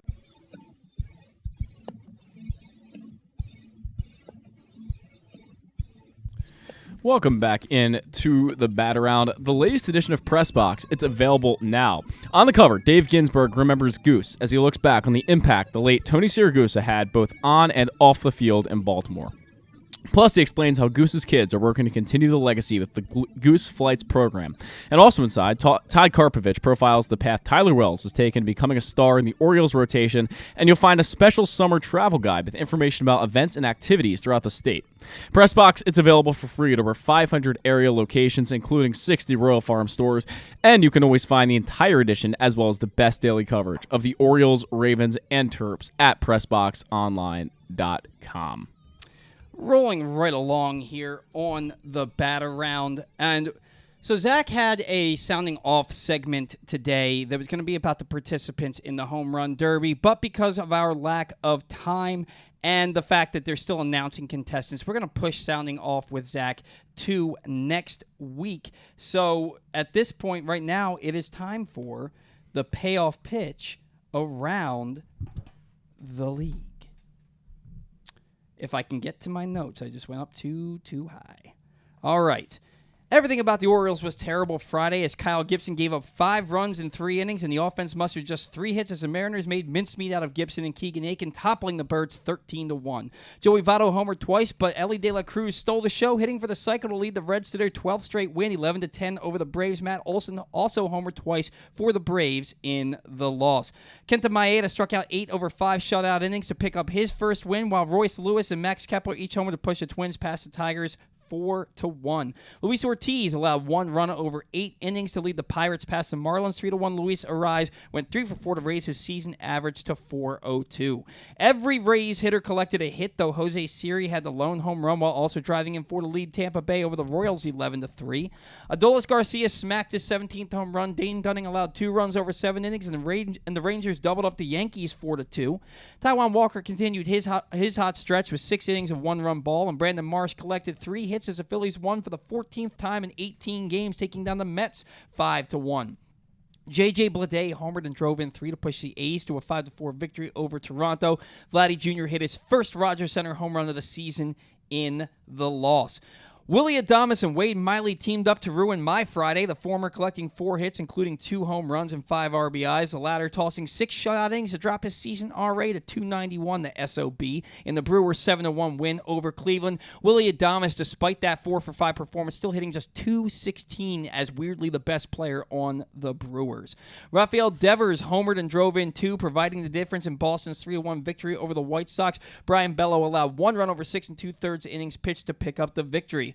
Elias Diaz collected 3 hits, including a home run, while driving in 4 to lead the Rockies past the Angels 7-4. Ha-Sung Kim, Fernando Tatis, and Juan Soto combined for 8 hits and 6 RBIs as the Padres crushed the Nationals 13-3. Mookie Betts homered and drove in 2 to help lead the Dodgers over the Astros 3-2. And finally, Michael Conforto went 3 for 4 with 4 RBIs to lead the San Francisco Giants over the first-place Diamondbacks 8-5. Zach, what do you got on tap today? All right, game 1 is in London. Justin Steele and Adam Wainwright, 110 Cubs and Cardinals. The Orioles, they'll take on the Mariners at home for a second straight day, 4:05 at Camden Yards. Bryce Miller takes on Dean Kramer, who's looking for his 9th win of the season. D-backs take on the Giants. Merrill Kelly against Ryan Walker, 4:05 in San Francisco. Max Scherzer takes on Christopher Sanchez, 4:05 as the Mets take on the Phillies in Philadelphia. Rangers at Yankees, John Gray and Luis Severino, 2 veterans, go head-to-head, 4:05 at Yankee Stadium. Hogan Harris, the lefty, takes on Jose Barrios, the righty, 4:05 at the Rogers Center, A's and Jays. Kansas City takes on to be determined as Jordan Lyles takes the hill, looking for his first win of the season. He's lost 11 games. He has not had a single win for them with almost a 7 ERA, 4.10 at the Trop. Jared Schuster takes on Graham Ashcraft, 4.10 at Great American Ballpark. That's the Braves and the Reds. Red Sox take on the White Sox. James Paxton versus Lance Lynn, 2 seasoned vets, 4.10 at Guaranteed Rate Field. Osvaldo Bido takes on Brian Hoeing as the Marlins are at home against the Pirates. That's at 4:10. Brewers take on the Guardians. Freddie Peralta versus Tanner Bybee, 4:10 at Progressive Field. Ronel Blanco takes on Bobby Miller, 7:15 at Dodger Stadium. That's the Astros and the Dodgers, 2 perennial contenders. Final 3 games of the night. Pablo Lopez takes on Reese Olson, 7:15 at Comerica Park. Tigers are at home against the Twins. The Nationals will start Josiah Gray. The Padres will start Matt Waldron for his first start of the year, 8:40 at Petco Park. And finally, Griffin Canning takes on Chase Anderson. Angels and Rockies, 9:10 at Coors Field. Well done indeed. Man, that sky looks ominous. I'm telling you. That's why I'm wearing the hoodie. You were making fun of me, but look, well, I'm going to no. be protected from the rain. You're going to be not. That's all I'm saying. I am in shorts and a T-shirt, and I am hot right now. I'm not. It is. You're lying to me. It is. You're lying just to not have to swallow your pride here because it is muggy in this office. It is muggy in here, but like I'm not sweating. And Zach is over there. I walk in. It is June 24th. It's pouring now. It's not raining at all. Yes, it is. No, it's not. I'm looking out the window right now. You cannot see. There is not a raindrop. Come over here, Ball. I promise you, it is a downpour right now. And since I wore this hoodie today, I will be completely protected from the rain. Zach, it's not raining a drop. What are you talking about? It's barely raining. It's pouring. It is. I just hit a bunch of things. It's fine. Paul, it's absolutely pouring. But regardless, this is always the fit you wear in the rain because you won't get wet. That is not sweatpants. It's not sweatpants. It's not sweatpants. It's like nylon pants. Oh, they're your tennis warm-up pants? Yeah, that's true. That's what I wear when I play tennis. So Zach's definition of pouring and my look how hard it's raining right now. It is, Zach. You can barely see the rain. You can barely see it. Are you sure you're 20/20 vision? Like, whoa. I have better vision than most people I know. It is the you rain. Sure about that? The rain that's coming down. If it were pouring, you would see puddles forming as we speak. They are not. Well, it's only been for like 3 seconds. So, as we started the segment, it started raining. I'm just saying, man. This is what's considered a drizzle. It's harder than a mist, but it's not even considered a rain. It is a drizzle. Okay. It is a drizzle. I'm glad you're the rain police. I'm telling you, what I drove through on Glenarm Road this morning, that is a downpour. It was. That's why I wore this. This isn't even full windshield wipers on. This is This is like medium windshield wipers. This is sporadic. It's not like wipers. We're not talking like, Amazon rainforest rain or something, but we're talking. I cannot believe you looked at what it's doing outside right now and you said, I mean, I wouldn't want to be out there right now. It's pouring. The whole point. We can go outside and do the show in the rain if you want, if that would make you happy. I have an Orioles umbrella. There you go. So I guess you're not going to get wet. So I came into the studio this morning, and Zach is wearing a thick red hoodie, and he's wearing long nylon warm-up pants. Well, when I get home and I don't have to go outside anymore, then I'm not going to wear this. I mean, I'm just wearing this because I'm going to. And I looked at him and I said, what month do you think it is? He is legitimately dressed like it's mid-February. I mean, if you were to look at both of us, you wouldn't be able to tell what the weather is outside because one of us is dressed for February and one of us is dressed for the month that it is, which is June. I'm going to say that's dry, though. If you had no other information other than what the two of us were wearing, you would be like, what the hell month is it? You would have no clue. Zach looks like he's ready to bundle up with hot chocolate in front of a TV. Maybe I will do that, Paul. With a blizzard outside. God bless you if you're drinking hot chocolate on June 24th. Oh, I drink hot chocolate all the time, but I'm more of a coffee guy. Really? I drink 2 cups of coffee every day. One in the morning and one at night. Although I don't drink it on the bat around morning because I know I'm gonna have to pee, and then I don't want to run out of here and pee every time we have a guest on or something. Like I don't want to be running in and out, but. I drink 2 cups of coffee a day, an occasional hot chocolate. Yeah. If I were wearing what Zach's wearing right now, I would be so uncomfortable. Well, I'm glad you're not then. My God. It's June. This went on a long time. It's late June, bro. You want me to take it off for you? Is that what you want? No, you leave it on. Okay. Man. You made your bed. You made your bed. Now you got to lie in it. But my God, man, okay. it's and he's like, I asked him, I'm like, why would you wear that? Why are you so upset about this? That's what I'm really wondering. It's so absurd to me. And his reasoning is, it's 73 degrees outside. It is 73 degrees outside. 73 degrees. That's not shorts and t-shirts weather. It 100% No, is. It's not shorts and t-shirts weather until like 80 degrees. 50, oh my God. Anything above 65 is shorts weather. Look, if we lived in a different place, I'd agree with you. But we live in Maryland, and the temperature is constantly fluctuating. That's even more reason because in Maryland, 73 degrees with the humidity that Maryland gets feels like 80-something. I'm not bothered, man. I'm fine. The air is thick.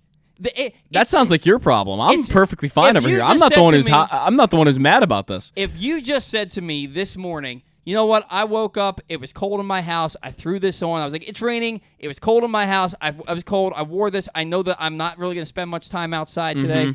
then that's fine. But you tried to justify it by saying that it's 73 degrees outside. Yeah. Why would I not wear It a is 70 hoodie and sweatpants in 73-degree It's temperatures in Maryland? It's in raining. June? You got to get a thin hoodie, man. You got to get one It of is those. a thin hoodie. That is not a thin This hoodie. is very thin. I'm not. Okay. That is not a thin I'm hoodie. running out of ways to defend myself here. I don't think there's so much more I can say. You don't have to I defend think- yourself. I think you just got to I'm- own it. You got to own the fact that you dressed for late winter, I'm still early wearing spring. You dressed for late This is winter, just your excuse early... for wanting to see me strip, I think, No, or you just- something. you- I don't you- know. Like, Maybe I don't know, but you got to own it. You got to own that you're dressed for late February. You got to own that because that's what you are. That's what you are. I'm just gonna stay dry. You'll be nice and soaked, but Aaron I'll be Hicks dry. sticks in O'Hearn to earn a spot even when Mullins and Mountcastle return. O'Hearn to earn when they return. There you go. Hicks sticks. You're a Hicks poet, sticks. you didn't even know it. Sometimes I actually did have a poem published when I was a teenager, but I think they said it was published and they wanted me to spend a certain amount You of wrote a money. poem. I took creative. I took creative writing in high school and in college. I have an associate's degree in English. I minored. I did know that. I minored in English. I majored in journalism. I'm a writer. Yeah, I wrote poems when I was a 15-year-old kid, thinking that all my life's problems were the worst problems on earth. Yes, I wrote poetry. What would you write your poems about? I don't know, love and girls that didn't like me. I mean, what does anybody write That's poems depressing. about? This can of tuna fish is quite the dish. It makes me feel like a little. Like what else would I write? That was poems? kind of impressive. Yeah, I know. You 'cause should I'm be a freestyle rapper. That should be your new oh career. my god! I tried to freestyle one time, and Of course you did. I was drunk at a frat party tried to freestyle, and it was awful. That's all. I can't even remember what I said. Probably about tuna fish. No, it was awful. Oh my god! It was because when I was a freshman in college, that was when 8 Mile came out in theaters, so everybody was trying to freestyle. I remember something else that you told me about your time as a freshman in college, but I'm not going to say it on the air. Please don't. I won't. I can't even imagine what it was. It was I'm so not much gonna. ridiculous. I'll tell you after the show. When I was 18 years old, 20 years ago. Frostburg, right? Yeah. Yeah. For a year. Right. For a year. And then you came home and crushed some baseballs at HCC, or was that later? I didn't crush some baseballs. I came home and played college baseball. You hit one home run. I do know that. Not at HCC. Oh, not at HCC. No, I thought you did. I hit a ball off the top of the fence at HCC. Oh, that's what it was. Okay. I've homered a few times at HCC playing in like summer leagues and stuff like that, but not while I was on the college team. Got it. College team now, I would have been cut the first day. Yeah, they're pretty good. Yeah, quite good. Yeah, back then though, I think we went like 4-32. Nice. We are not even talking about the Orioles. Anyway, Aaron Hicks has been playing exceedingly well for the Orioles this year, and so has Ryan O'Hearn. Ryan O'Hearn, I think he has the second highest batting average in the month of June. He has the highest OPS on the team. This team as a whole is these two players on the whole are earning the right to play every day, even when Cedric Mullins and Ryan Mountcastle return. Aaron Hicks, in 19 games with the Orioles, has a slash line of 310, 412, 552, 963. He's got an OPS plus of 168, the highest on the team. 10 walks to just the 12 strikeouts, 3 home runs, 10 ribeye steaks, 3 stolen bases, 3 doubles and a triple amongst his 18 hits. Ryan O'Hearn, 330, 366, 596, 962, a 164 OPS plus. He's got 6 home runs, 7 doubles, and 20 ribeye steaks. 6 walks to 25 strikeouts. So not quite the walk to strikeout ratio of Aaron Hicks. But nevertheless, these two guys have earned the right to play every single day. So and Brandon Hyde said yesterday before the game that he's going to have a hard time taking them out of the lineup when Mullins and Mountcastle return. Yeah. He doesn't have to. He doesn't have to, right? Because if you're looking at your outfield, your left fielder is going to be Cedric Mullins. Your center fielder is going to be your left fielder is going to be Austin Hayes. Your center fielder is going to be Cedric Mullins. Yeah. And your right fielder is going to be Aaron Hicks. That gives you your best defensive outfield. Right. Anthony Santander moves to occasional DH, occasional first Sure. baseman. Every now and again, when you want to give a guy a day off, you put him in right field. Ryan O'Hearn should be playing first base until the other foot drops, right? Ryan Mountcastle, at this point, is the new Ryan O'Hearn. Well, I'll be honest. He's got to earn his right to be in that lineup. Correct. And Ryan Mountcastle's coming dangerously close. We talked about it when I was on Glenn's show like 2 weeks ago, and this was before he's still on the injured list. I think this is before he was on the injured list, and he was, hitting like Ryan Mountcastle's been hitting all year. He's coming dangerously close to the Orioles having to actually make a decision on him, whether that's just to be benching him, which is the most likely scenario at this point, but also you consider a trade, you consider sending him down to AAA. I mean, when you're not really hitting the ball and you're a first baseman, there's not a lot of leeway a team's going to give you. And I think the Orioles have given him more than enough leeway at this point. What I think that there's a chance that we could see, and honestly, when I say it out loud, it's not going to happen, but it would not shock me if we saw Orioles make a roster move, Ryan Mountcastle activated from the 10-day IL, option to AAA. It could very well happen. I think it's what needs to happen. And what's really funny is that, you have obviously Ryan O'Hearn doing all of this, and like you said, the other shoe might drop at some point. We're kind of waiting for that. Right. But you have two guys right now in the minor leagues, all of a sudden, and this wasn't really the case a year ago, that are legitimate first base options. Kobe Mayo is tearing the cover off the ball right now. At AA. He's got to get the AAA. True, but AA is good competition, a very good competition. I mean, a lot of top prospects there. He's facing good arms. And then you look at Heston Kjerstad, who has just been lighting the world on fire in AAA. And honestly, I think Heston Kjerstad is every bit as close to a call-up as Colton Cowser is right now. Well, I said at the beginning of the year. You did say that, yeah. That my bold prediction was that Heston Kjerstad was going to make it to the majors before Colton And that's because Cowser. frankly, they're probably going to have a spot for Heston Kjerstad at some point. If Ryan O'Hearn isn't the guy that we really are seeing right now, and we think he is, then Heston Kjerstad is the guy that is going to step into that role.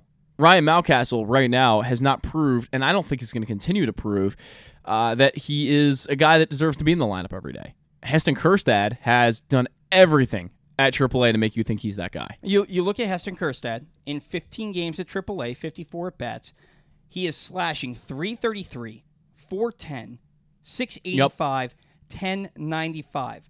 Just the 3 walks to 14 strikeouts, but of his 18 hits, 10 of them are for extra bases. 4 homers, 5 doubles, a triple, 4 RBIs. Then you go to Colton Cowser. 328 in a much larger sample size. 328, 459, 539, 998. He's got 9 homers, 9 doubles, a triple, 36 RBIs, and a much more favorable 43 to 54 walk to strikeout ratio. And then you drop down one more to Jordan Westburg, 289, 368, 567, 935. He's got 18 home runs, 15 doubles, 2 triples, 53 runs batted in. He leads all Orioles in RBIs. Well, you know what? No, Josh Lester, I think he has 4 RBIs at the big league level, doesn't he? By the way, Josh Lester will be the casualty for Ryan Mountcastle. Oh, he's absolutely undoubtedly. I would hope Ryan McKenna is going to be the casualty for Cedric Mullins. And not to harp on last night's game anymore, but one of those 3 hits was a pinch hit appearance by Ryan McKenna. Yeah. That just tells you true. how bad the offense is and how bad you need Colton Cowser, Heston Kjerstad, Jordan Westburg. And they're knocking on the door. And Kobe Mayo probably takes that spot if one of them is moved up. And by the way, Lester between the 2 levels has 54 runs batted in to Westburg's 53. Okay. And here's the thing that people are saying, well, you know what Mateo and what Frazier bring you at the big league level. Yeah. Westburg and Cowser are unknowns. And there's not many people saying this. There's not a I guess there's always a chance. But Westburg, Cowser, Kjerstad are better baseball players, even right now, than Adam Frazier, Jorge Mateo, and Ryan McKenna. What I want to see the Orioles I'd argue they're better baseball players than just about half the roster. More than that. I mean, especially when it comes to Colton Cowser. Look at this. Look at this offense right now. This offense is offensive. I don't know what that was. Wow. I like that face you made when you did. In 18 games in June. Yeah. The Orioles have scored 3 runs or less 10 times, including last night. Right. 10 times. And then again, when one of your hits is from last night, out of the 3 is Ryan McKenna. Off the bench. You know there is a problem that has to be addressed. And the fact is, again, I don't want to keep harping on it, but the fact is, Jordan Westburg has done nothing to make you think that he's not going to do this at the next level. And of course, he's going to have to adjust to Major League pitching, and his numbers will go down. He's not going to hit, he's not going to have a 400 on base percentage or whatever crazy number it is right now. 368. But Jordan Westburg has done everything he needs to do, and Jorge Mateo and Adam Frazier currently aren't doing those They've things. done everything they need to do to prove that they don't belong on the team. Except for defensively. Well, But you said that Adam Frazier's looked pretty bad defensively as far as the metrics say, yeah. And you wouldn't think that Jordan Westburg is going to be a bad defender. He may not be Jorge Mateo. He's not he's certainly not Joey Ortiz, but he's, in my opinion, a better bat than both those guys combined. So what I look at here is wholesale changes. Because if you look at the Orioles bench right now, Joey Ortiz is hitting .214, and but it's because he's not playing. Mm-hmm. Give him everyday starts at shortstop. Right. Call up Westburg and give him everyday starts at second base. Move Jorge Mateo to your bench and have him be a defensive replacement and a pinch runner like a Jared Dyson, right? And then, to be honest with you, Jorge Mateo can take Ryan McKenna's spot. Yeah. He very well can. He absolutely can take Ryan McKenna's spot. Kalzer, God love him, you can understand why he's not here. Yes. You can because who's he replacing? Austin Hayes? No. No. Cedric Mullins? No. Anthony Santander? No. Aaron Hicks? Not this Aaron Hicks. Not right now, Not no, the Aaron no. Hicks that's got, what is it, a 998 OPS with a 310 batting average and a 412 on base percentage. I mean, you can't argue with that. There's not a single outfielder that gets regular playing time on this team that Colton Kalzer should be replacing right now. Ask me in a month. But Ryan McKenna doesn't deserve to play anymore. We talk about his... I've never been impressed with his defense. I hate how he catches a fly ball. I agree. He catches it next to his ear. How do you see that ball into the glove? Yeah. If you watch the difference in how Cedric Mullins and Austin Hayes and Anthony Santander catch a fly ball, they catch it with the glove over their head. Yeah. You watch Ryan McKenna, he catches it over his left shoulder next to his ear. Correct. How do you watch the baseball into the glove? And then we wonder, how does he drop a pop-up? It's also very easy to palm a ball like that. It's Yeah. because your palm is what's really directly sitting up in Right. that situation, whereas you're going to have your hand turned when you're catching a ball over your head. It's a lot easier to palm a ball than catch it in the web. And have you seen some of the angles he takes on fly balls? Oh, it's not good at all. He did make one play, though. I was at the day game, I think it was the week before this one, where he made a running catch over his shoulder in center field. It was a very good catch, ran into the wall. That was the best catch he's made all year, in my opinion. I watched that catch, but I remember thinking as he's making that catch, Cedric Mullins catches that ball standing still. Of course he does. He catches that ball standing still. I still didn't like the route. It looked like he made the degree of difficulty on that catch, because I know the exact one you're talking about. He made the degree of difficulty on that catch look so much higher than it you're probably actually right. was. Yeah, Cedric Mullins would have gotten under that most likely. But the ball that he played into a triple he played it into a double because he took a route to try and dive for the ball, wasn't close enough to dive, and then it gets by him. Yeah. You got to know, and you got to take an angle to cut that ball off. I think he takes really bad angles. He does. To the baseball. He's always trying to cut the ball off, and then a lot of times he doesn't, and then he's going to have to backtrack because the ball gets to the wall and gets past him. He did that at the day game as well. I mean, and that's another situation where you look at Ryan McKenna and you go, what value is he actually bringing here? And while we're at it, Josh Lester's the third baseman.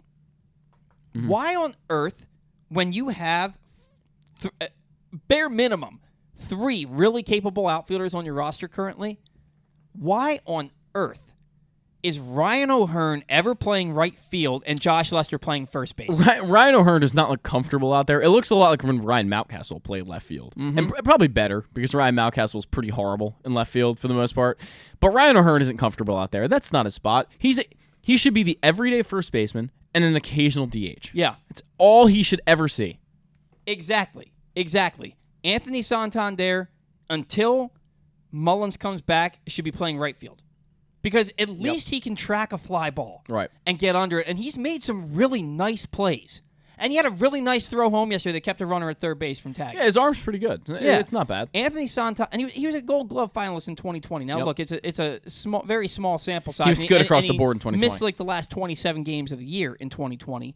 But I would much rather see Santander in right field than Ryan O'Hearn. And I believe that Santander DH'd that game. So why would you not have I don't know. You want to get him off his feet.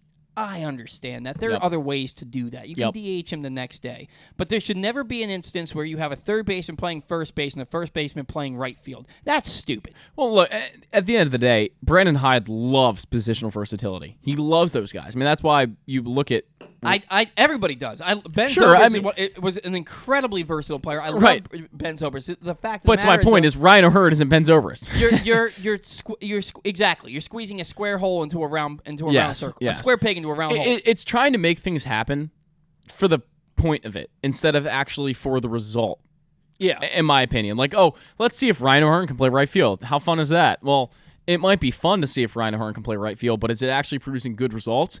As we've seen, not really. He basically more or less dropped a fly ball about a week ago. He played it into a triple off the bat of Cody Yeah. Bellinger, and in actuality, they ended up changing it to an error because it should have been. It was an error, Just like the ground ball that Adam Frazier missed yesterday, that should be an error. Yeah. And they were saying on the broadcast, first of all, Adam Frazier will tell you that he needs to make that play every single time. Sure. Right? But they said, oh, it's a base hit because it didn't touch his glove. Well, how many times have you seen a ground ball go between somebody's legs and it didn't touch their glove? Right. That's an error 100% of the time. That was an error. Someone said it changed the World Series one day, if you've ever heard of that situation. But, yeah, I mean, you can make excuses for Ryan O'Hearn, too. It's not his natural position. Adam Frazier, much less excuses to be made there. Well, then it goes back to the point of, well, we really love what Jorge Mateo and Adam Frazier bring defensively, and we don't want to lose that. Okay, well then, but you don't care about having a natural first baseman playing right field. You don't care about defense then. Right field matters. This isn't Little League. Right field matters, and you need your guy with the strongest arm on your team usually plays right field. And with that scoreboard in Camden Yards, you need a really good right fielder. It matters. You can't.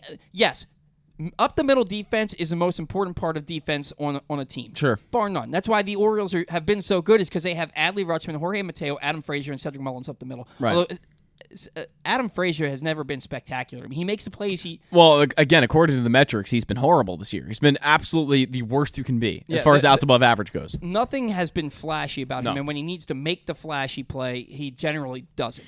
He's He's really just- good at a short hop pick, but he doesn't make diving plays. So he's not. This is going to sound like a weird comparison, but I'm going to make it anyway. He's not as good as J.J. Hardy was, but he is a very similar style defensively to J.J. Hardy. Yes. That's the way I Yes. look at it. Like it's not a flashy guy at all. He's going to make your routine plays, and not as many of them, because I think J.J. Hardy had a little more range. J.J. Hardy, the range wasn't great, but he made up for it by fielding everything he could get to. Right. Any ball that he could get to, he fielded it. Exactly. And I Adam think, Frazier doesn't do that. And I think it's the complete opposite with Jorge Mateo. The range is incredible. He can get anywhere. He can dive into any hole, or he can go back over his head, or catch a fly He's ball quite over the his shoulder. spelunker. He can do anything. But what he doesn't do is make a lot of routine plays. It makes a lot of them, but not all of them. Yeah. And you look at Adam Frazier, and it's the complete opposite kind of defender. Again, like that more J.J. Hardy style. Sure. So if you're asking me, you can get more offensively out of Joey Ortiz and get the same defensively. Yeah. Maybe he doesn't catch a foul ball that's 120 feet down the left field line. Yeah. But he's going to field every ground ball hit to him, and he's got the arm strength. He's got the range. He's got the flash. Ortiz has the best hands in the Orioles organization. Bar none. He looks natural. Oh, yeah. At every infield position, second to third. He's a vacuum cleaner where he's going to catch everything, 99% of what comes to him. Not everything, we're at a but point 99%. now where he should be playing every single day at shortstop until he gives you a reason not to play him. And you can't take a game, 1 or 2 games every week, and say that's why he's not playing. Right. Give him some run. Because you've given Jorge Mateo more run than any player should deserve. Do you think that the Ortiz situation is kind of symbolic to what they actually think about his entire profile? Or do you think that it's just not, they don't really see a spot for him? I think that they want to give Jorge Mateo every chance they can to have him break out, and I think that they're paying Adam Frazier $8 million this year. Well, that's definitely the case when it comes to Frazier. Yeah. And you're probably right on Mateo. We got to catch a break before we get Geoff Arnold on the line, so we're going to do that when we come back in. Geoff Arnold from the Orioles Radio and MASN Television Network will join us. That's next on the Bat Around. Costas Inn has been serving up delicious steamed crabs for over 50 years. Lately, the crabs you want to eat when the weather warms up have gotten harder and harder to get. So get your crab eating game plan in place. Make sure to stick this number on your fridge, 410-477-1975. Call ahead and reserve the size crabs you want. You may be able to walk in, but you may also be disappointed at the size or maybe even get shut out altogether. So call ahead, have a plan, and then arrive on your crab eating vacation. Costas also has delicious crab soup and crab cakes. The Costas Inn at 4100 North Point Boulevard. For more than 50 years, they've been satisfying crab lovers in and around Baltimore. The All-America Senior Game powered by New Balance will be back at Johns Hopkins Homewood Field on July 29th. The most decorated girls and boys lacrosse players in the country have been invited to play in what is the premier lacrosse event of the year. Every college coach wants their players in this game, and if you dream of being in this game, you start by trying out for one of your regional underclass teams this summer. The best against the best. Get your tickets now at allamericalacrosse.com. Are you a diehard O's fan looking for the perfect way to show your team spirit? Look no further than Birdland Sports. Birdland Sports is a small business run by fans for fans. They offer a wide variety of unofficial O's merchandise, from the Birds Are Coming tees to player cartoon shirts and more. And the best part? Their prices are more affordable than the big guys. So head to birdlandsports.com and grab your gear today. Show your support for the Birds with Birdland Sports. I'm Griffin Bass, and I have the extraordinary, mind-blowing, and life-affirming pleasure of being the new producer for the absolute funniest, smartest, and most handsome sports host in all of Baltimore. Wait a second, Glenn, I'm working for you, not Jeremy Kahn. If you're not listening to Glenn Clark Radio, here's what you're missing. He's Coach Kevin Willard. Glenn, thanks for having me. Baltimore Ravens wide receiver, Rashad Bateman. Thank you, I appreciate it. He is outfielder Cedric Mullins. Thank you guys for having me. Mr. Marcus Williams, who's now with us. Man, appreciate it. Happy to be on. Ravens kicker Justin Tucker. Thanks for having me. Adley Rutschman. Absolutely. Thanks for having me on. John Angelos. Thanks a lot. Good to be with you. He is Gunnar Henderson. Thank you all so much. Marlon Humphrey. Thank you. Talia Tungavailoa. Thank you guys for having me. He is J.K. Dobbins. Thank you for having me. I had a great time. The great Ray Lewis. Always good to be on. He is Mr. Cal Ripken Jr. Good chatting with you. Watch Glenn Clark Radio at youtube.com/PressBoxOnline and listen live at PressBoxOnline.com/radio or anytime on Apple, Spotify, Amazon, or anywhere you get your podcasts.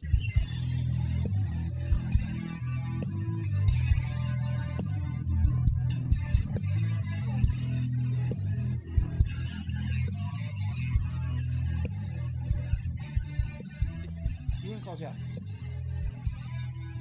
All right, welcome back in to the batter round. Zach is going to go ahead and get Geoff Arnold on the line. In the meantime, I want to remind you the Press Box's Glenn Clark Radio is the definitive place to find the best daily discussion of Baltimore sports. You can watch the show every weekday from 10 to noon at youtube.com/PressBoxOnline or facebook.com/PressBoxSports, or listen at PressBoxOnline.com/radio, with podcasts available on iTunes, Spotify, or anywhere you get your podcasts. You never know who might pop up on GCR. This week, the guys caught up with Hall of Famer John Smoltz, Giants first baseman and Baltimore native Lamont Wade, and Orioles legend Mike Boddicker. You can find those interviews and more right now in the Glenn Clark Radio Week in Review feature at PressBoxOnline.com. Joining us now, always a treat when we get to have him on the show. He is Orioles broadcaster Geoff Arnold. Geoff, good morning. It's Paul. It's Zach. How are you today? I'm doing just fine. I'm on my way to the ballpark and trying to navigate through a little bit of traffic. So you guys are going to keep me entertained, hopefully, for the next little while as I try and break my way through this. Well, I'll tell you, it was raining here just a little bit ago, and now it looks like we got blue skies on the horizon. So it looks like the weather should be good for the game today. I will be at the ballpark myself after the show today for today's game. Last night's game, we don't want to talk about it, Geoff, but we kind of have to. Kyle Gibson, really, really bad last night. 3 innings pitched, 7 hits, 5 runs, 3 walks, 3 strikeouts. Really bad last night, but he's been as good as we could have hoped for otherwise. What has the addition of Kyle Gibson meant to this team, and what does it mean moving forward as they chase a playoff spot? No, I think he's been kind of what Jordan Lyles was for the Orioles last year. I think probably a better version of Jordan Lyles, sure, to be honest.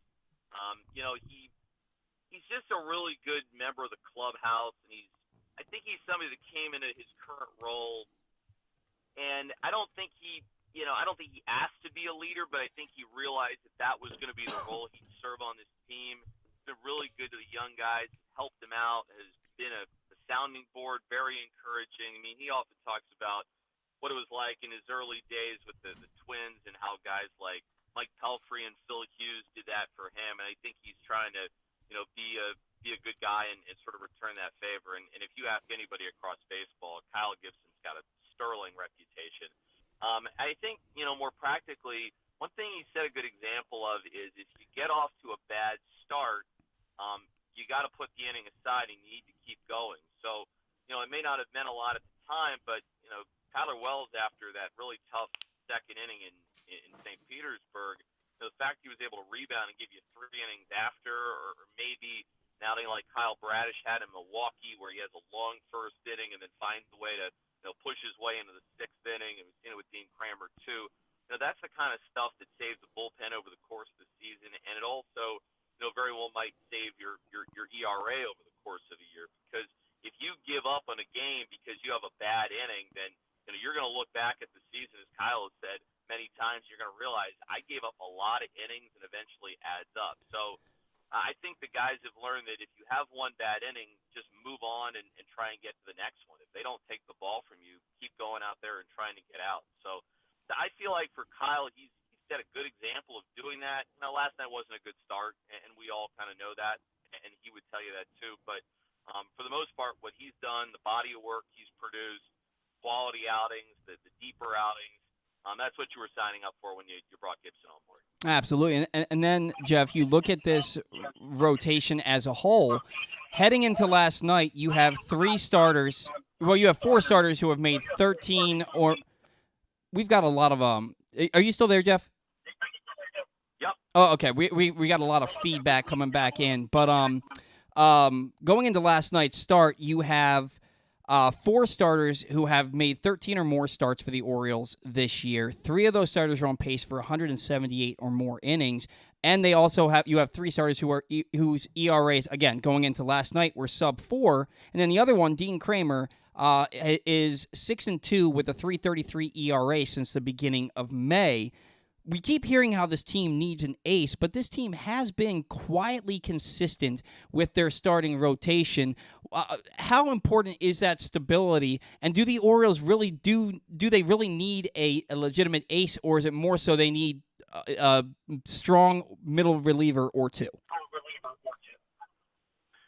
I'll go with the first question first. I think the stability has been great to see, and I think it comes at a time where you need to give your bullpen a little bit of a break. I mean, remember, Paul, you don't have a true long guy now. Right. Last night, you kind of saw that. You get 2 innings out of Gillespie.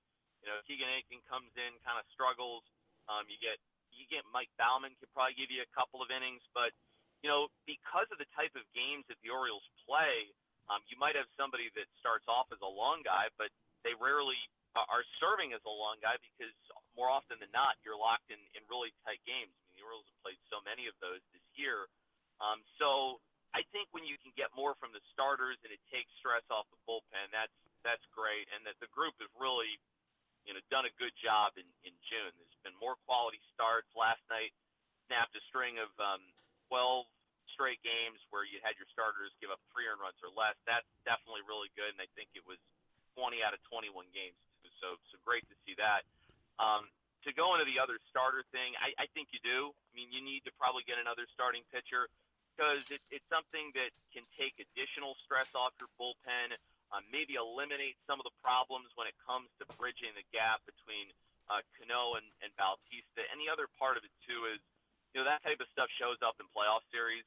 It's really beneficial to have an ace you can send out there who you can pencil them in and you know what they can do. And I think Tyler Wells has become that a little bit for the Orioles, but I do think they probably need another starter. And then for right now, the underbelly has been the middle relief part where, you get into the 6th or 7th inning and, obviously the Tampa Bay Rays are the Tampa Bay Rays, but, when you have a 7-0 lead and it kind of disappears on you, and it might mean that you have to use Cano and Bautista on a night where you figured you wouldn't have to. And that stuff you have to figure in as well, where if you get a starter and go a little bit deeper in an outing, preserve a lead later, then maybe it relieves the stress on those couple of guys. Lately, they haven't pitched a lot, so that's been good, but it is something that you need to factor in over the course of a long season. Yeah, and every team is going to need starting pitching, Jeff. We understand that, and there's going to be 20 teams plus that are going to be thinking that they're in it come the trade deadline, who are going to be looking for starting pitching also. We know the Orioles have the number one farm system in baseball, but are they going to give up what it's going to take to get one of those frontline starting pitchers, somebody like a Corbin Burns or a Marcus Stroman or a Lucas Giolito, or are we looking at somebody who is more middling than that, maybe like I don't know, Stan keeps bringing up Patrick Corbin, for example. Are we looking more middling or a guy who's more of a frontline starter? It's a good question, and it's one that it's kind of hard to answer right now. I mean, because if you're a team in the Central, unless you're the Kansas City Royals, you're probably feeling like you're in it right now. I mean, you look at the NL Central, and from what I saw, I don't think the Brewers are a great team. I think Corbin Burns is a terrific starter, but I don't know if they're going to give him up. I think the Cubs are a pretty darn good team, at least what we saw when we were there. So I don't know about Marcus Stroman if they're giving him up either. So as you kind of point out, like, I think what you do need is a starting pitcher, but how many teams are going to be willing to deal? I mean, I think you're looking at sellers right now if you go across baseball, and it's probably 5 teams. So are they going to have what you really need? I don't know. I think that a middle reliever or maybe an additional guy to your bullpen is something that you can bank on finding. But, I think as far as your question, that remains to be seen just because, we're at the end of June and there's so many teams that are still in it right now, especially from the NL Central and the AL Central, and with the expanded playoffs now. I think it's encouraging teams to kind of stick it out and keep going. And then even teams like the St. Louis Cardinals, they might have had a bad year, but from what I've heard, I don't get the sense they're going to be in sell mode. I think they're going to probably try and stay the course. Yeah, I would imagine. I feel like they have the best roster on the hang on one second. I feel like they have the best roster in the National League Central. The Reds, of course, have been on fire, and the Orioles are going to see them here in Baltimore starting on Monday. They've won 12 straight, but I don't think that the Cardinals are out of it by any stretch of the imagination at this point in the season. And I think the Orioles, as much as they need a starting pitcher, as much as they need a relief pitcher or two, they also need a bat for the middle of their order. And you look at what they're getting from their middle infield, Jeff, where Jorge Mateo is hitting .221 with a .260 on base percentage. Adam Frazier's hitting .223 with like a .280 on base percentage. They both are really below average offensive players in OPS plus. And then you have a guy like Joey Ortiz gaining cobwebs on the bench, and you have Jordan Westburg in the minor league system, who's your reigning minor league player of the year, who's tearing the cover off the ball at AAA this year and has been a better offensive player this year than last year when he hit 27 home runs and drove in 106. At what point are we going to see the Orioles bring up Jordan Westburg and give he and Joey Ortiz solid run as their everyday starting middle infield? Well, that's a good question. I mean, I'll take Frazier first. I mean, I know that he's gotten some heat from some fans. Couple of numbers I would point to with Adam Frazier. His batting average is probably in the 220s. You look at his expected batting average, it's at about 273. Looked at this yesterday. He had the 5th worst batting average on balls in play in baseball. And you saw it in the last day against the Rays. There were 2 balls that he hit that could have been hits and weren't. He's just perpetually had bad luck. Jorge Mateo, I mean, he's kind of lost to the plate right now. I think we know that. Swinging at a lot of stuff, not making very much contact, almost never walking. But here's the thing. You have Aaron Hicks who's come in from Mullins, and he's been really good. You have Ryan O'Hearn, who has been one of the best offensive players in the game since May 30th. And so you ask yourself the question, you have those 2 guys stepping in, you're still scoring runs, and I know that a lot of people are like, well, you need to get more offensively, but as Brandon Hyde pointed out last night, if you have bad up-the-middle defense, you're in trouble. And with Mateo, he's one of the best shortstops defensively in baseball, and Adam Frazier is a very good defensive second baseman. So you feel very comfortable, and your pitching staff probably feels really comfortable with those 2 guys up there, even though you're not getting a whole lot of productivity. I tend to think that for Frazier, things will find a way to get better With Mateo, I think you're keeping your fingers crossed that they will. I don't think there's any easy answer to the question because I do see the numbers that you're getting from your shortstop and your second baseman this year, and it's hurting your offense. Let's be honest, but those two guys give you so much defensively, and when you're an Orioles team that's predicated on, right now you pitch well, you have good defense. If you take those two guys out of the equation, not to say that Joey Ortiz isn't a really talented infielder, he is, and not to say that Jordan Westburg hasn't been impressive at AAA. It's been really good. You just kind of have to factor that piece in, and as you mentioned, getting offensive help, that very well might come from within. I mean, that might be Westburg, that might be Colton Cowser. To me, I feel like for the Orioles, you can maybe upgrade internally from where you are inside. As far as like the pitching side, that's probably something that I think you would have to go maybe outside the organization to get. And but those are questions that have to be answered. And I think in particular with Jorge Mateo, that's a really tricky question right now that I think everybody's trying to get answered. And Geoff, you mentioned Colton Cowser. When it comes to the infield, fans have a legitimate gripe when it comes to Jordan Westburg. There's no reason to believe that he can't perform at least better than what we've seen from the middle infield. When it comes to Colton Cowser, yeah, he's tearing the cover off the ball at AAA, and he's walking almost as much as he's striking out these days. But who's he going to replace? Because Austin Hayes is leading the American League in hitting. Cedric Mullins is an all-star caliber center fielder, and he's coming back here any day now. Anthony Santander led all switch hitters in home runs last year and is having a better year this year than he did last year. And Aaron Hicks has a .310 batting average and .412 on-base percentage since joining the Orioles. There's not really a spot for Colton Cowser right now. What are the Orioles going to do when he's proving that he's done everything he needs to do with AAA? You know what, Paul? As we have learned, a lot of times these questions get themselves answered. Yeah. Nobody could have banked on Cedric Mullins suffering a groin injury on Memorial Day, and nobody predicted that Aaron Hicks was going to be part of this team and that he was going to be contributing the way that he has. And there was a spot open up for him. Same thing with Ryan O'Hearn. There was an opportunity that presented itself for him, and then when Ryan Mountcastle gets injured, I mean, there's been nobody better, really, over the last month in the Orioles lineup than Ryan O'Hearn has been. I mean, you get him and Gunnar Henderson have been great, but, I mean, Ryan O'Hearn, he's hit for power, he's using all parts of the field, and he's filled a void, so when Mountcastle comes back, whenever that is, it's going to be very hard to take him out of the lineup. But I think to your Cowser point, things happen all the time that we don't expect. Sure. And usually these are the kinds of things that get answered on their own. So I mean, you obviously don't want anybody to get hurt, but you realize that weird things happen in baseball all the time. And so when people are like, how are we going to get Westburg here? How are we going to get Cowser here? Those are situations that I feel like tend to eventually take care of themselves. Yeah, and we've seen that time and time again this season, so I don't doubt that that's going to be the case here, too. It's certainly a good problem to have, and we've worn out that expression this season, but it is. It's a good problem to have. You mentioned, when Mullins comes back, you can find a way to keep Hicks in the lineup every day. When Mountcastle comes back, Geoff, I don't see how. I feel like the roles have now reversed with O'Hearn and Mountcastle, where now Mountcastle is a guy who has something to prove at this point to earn his way into the everyday starting lineup because of what you mentioned O'Hearn has done over the last month. Not just the best offensive player for the Orioles, one of the best offensive players in baseball in the month of June. Is Mountcastle now trying to earn his way back into the team? Or does he have a spot as soon as he comes back up?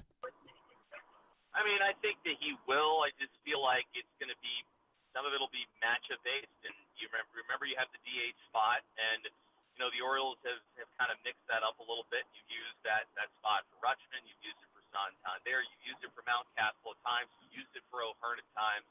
So I think that's something that can help you out. But I think the number one concern now is just making sure Mountcastle gets his timing back, gets his swings in. I saw 0 for 11 with the Tides, and he's had a bunch of time off and is just trying to get back to form. So I feel like for Ryan that when he eventually regains that rhythm and is feeling back to 100%, is able to go, he'll be able to rejoin the team and help the club out. how that's all going to go, I think, remains to be seen. But if I've seen how it's gone so far and how he's contributed, I'm probably not taking Ryan O'Hearn out of the lineup right now. Yeah, I don't know how you can justify taking him out, but it's something that the Orioles are going to, their hand is going to be forced here in the next few days when all these guys start coming back, and they have a lot of roster decisions to make. So we're in wait-and-see mode, but for right now, those guys are going to be in the lineup every day, and they're producing in the way that is going to keep them there. Now, Geoff, before we let you go, we play a little game here. I believe you've played it with us in the past. It's called Take to Rake, where we each take the player that we think is going to have the best offensive week for the Orioles from this Saturday to next Saturday. So last week, I took Gunnar Henderson, Zach took Ryan O'Hearn, and our guest Todd Karpovich took Ramon Arias. I asked Zach to come up with the numbers. His numbers were way off. So I found that's directly from MLB.com. Last 7 game splits. It's not 7 game splits. It's since last Saturday. Oh, good point. I didn't think about that. They last, haven't played 7 since games. Last Saturday. Okay, that's on me. Geoff, we're going to go ahead, since you're the guest, we're going to let you go ahead and pick first. Who do you think is going to have the best week offensively for the Orioles? I'm going to go with Aaron Hicks. Aaron Hicks. Yes, it's going to be Aaron Hicks. All right. So I'll say Aaron Hicks. Jeff is going to take Aaron Hicks. I actually won last week with Gunnar Henderson. He had a .286 batting average, .375 on-base percentage, and a .946 OPS. Ryan O'Hearn was close, .294 batting average, but a .294 on-base percentage and a .765 OPS. So I'm going to get to pick here. Man, this one is tough because my mind tells me to take Adley, but every time I take Adley, he goes something like 1 for 19. So I'm going to go ahead and take... Oh, man, this is a tough one. I'm going to take Austin Hayes. Zach, you are up. That's 2 good choices. I think I got to go Gunnar Henderson then. All right, you're going to take Gunnar Henderson. Jeff, are you doing more radio or more TV this week? So I do radio for these next 2 games, and then I'm actually off for the series against the Reds. I get a couple of series off a year, so Cincinnati just happens to be one of them. And I'll be back to the Twins. I do that on radio. I do the Yankees on radio, and then I do the Twins on the road on MASN. So yeah, a little bit of both coming up. It's been more TV for me recently, but kind of a mix of radio and TV until we get to the All-Star break. Gotcha. Well, we look forward to tuning in regardless of where you are broadcasting the game from. Enjoy the game today. Hopefully, the Orioles get back in the win column. Jeff, always a treat when we get to talk with you. Hopefully, we'll talk again down the line. All right, guys. Have a good weekend. You too. Thanks so much. That was Geoff Arnold joining our show today. Always a treat. Jeff's just a hell of a nice guy and a really talented broadcaster. So articulate, Jeff. Yeah, I always enjoy getting to listen to his broadcast. So I try to tune in as much as I can when I can. Definitely. So Zach, so Jeff took Aaron Hicks. I took Austin Hayes. You took Gunnar Henderson. We are going to catch our second break, and when we come back in, we are going to do the better round and then have final thoughts to close things out. So that's next on the better round. The All-America Senior Game powered by New Balance will be back at Johns Hopkins Homewood Field on July 29th. The most decorated girls and boys lacrosse players in the country have been invited to play in what is the premier lacrosse event of the year. Every college coach wants their players in this game, and if you dream of being in this game, you start by trying out for one of your regional underclass teams this summer. The best against the best. Get your tickets now at allamericalacrosse.com. Baseball season is finally here, and what better way to celebrate than with some fresh gear from Birdland Sports. As a small business run by O's fans, Birdland Sports offers a great selection of unofficial merchandise, including unique designs like Birds Are Coming tees, player cartoon shirts, and championship prediction designs. And the best part, their prices are more affordable than the big guys. Get high-quality gear without breaking the bank. So whether you're heading to the ballpark or watching from home, show your love for the birds with Birdland Sports. Visit birdlandsports.com today to browse their collection and gear up for the season. Let's go O's! Whether your focus is luxury and comfort, convenience and technologically advanced connectivity, or sporty performance and aggressive styling, we've got the perfect Highlander for you. Check out buyatoyota.com for deals on new Highlanders from your local Toyota dealer today. That first sip. That first bite. Start your day off right with a delicious breakfast at Royal Farms. Choose from a fantastic selection of fresh Royal Farms breakfast sandwiches and top it off with a rich hot cup of the freshest coffee in the world. At Royal Farms, breakfast is available day and night. It's the freshest breakfast in the world. Real fresh, real fast. Royal Farms.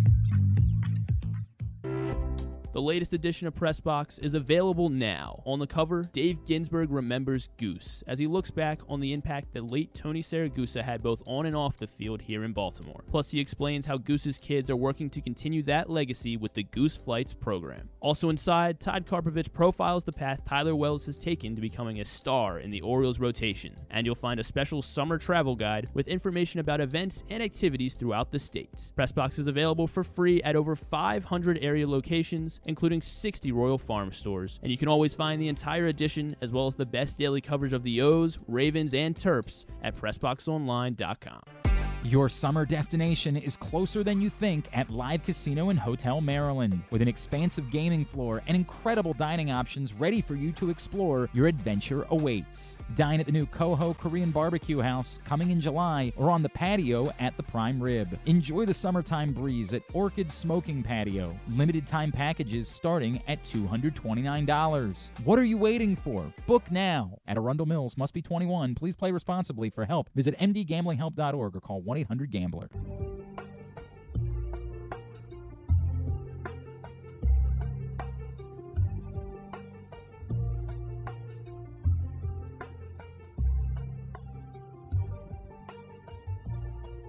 All right, rolling right along here, ready to wrap things up on the bat around today. And I've got a pretty good parlay today that I think I want to try. As long as my password works here, I think we'll be good to go. Aaron Hicks 4 home runs, Ryan O'Hearn 4 home runs. Probably that. Yeah, I like that. I think that. Yeah. So anyway, this is the bet that we are doing here, and I just did this. I literally just did this because I'm actually going to place this bet myself. You get a screenshot next time. Hang on. So I actually really like this bet. So I'm doing the over on 9 runs today in a same-game parlay to... This is really frustrating. I hate this. This is that dead radio that I was talking to you about because I can't just hit done. I have to review my order to put funds into my account. I do a lot of sports betting. No, I don't. But we are sponsored by FanDuel.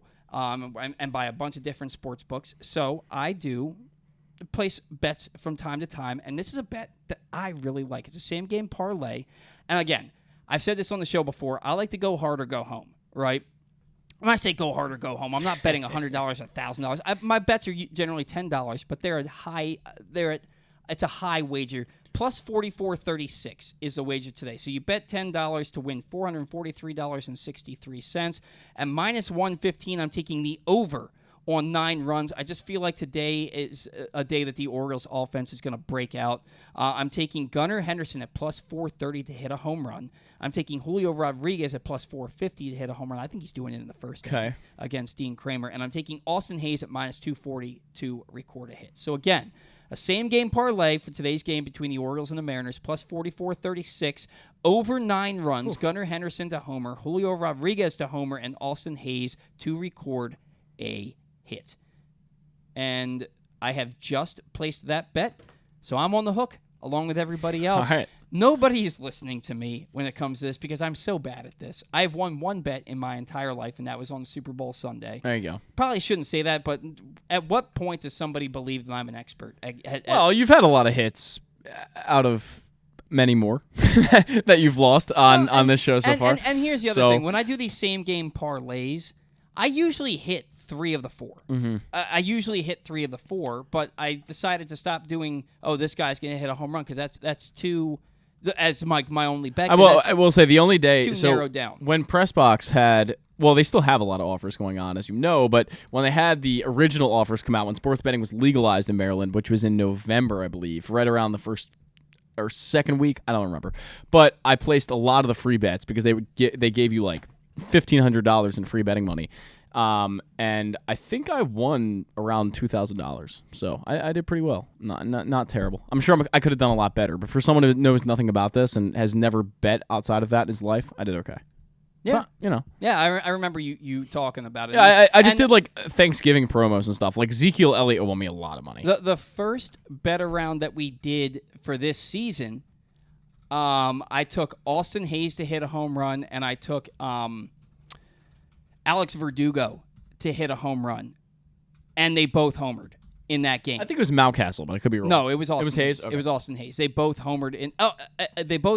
Mountcastle homered in that game. Oh, okay. I think he and Hayes may have gone back to back, or Mountcastle homered, Santander got out, and then Hayes homered. But they both homered in that game. But I said Austin Hayes and Alex Verdugo, and they both homered. And Alex Verdugo, that was the long shot. But again, it was with Dean Kramer on the mound. Yeah. And I said he's owned Kramer in his career. I bet he goes deep. And sure enough, I think he homered in the first inning. But yeah, it had to have been in the first 3 innings because Kramer went 3 innings and gave up 7 runs that game.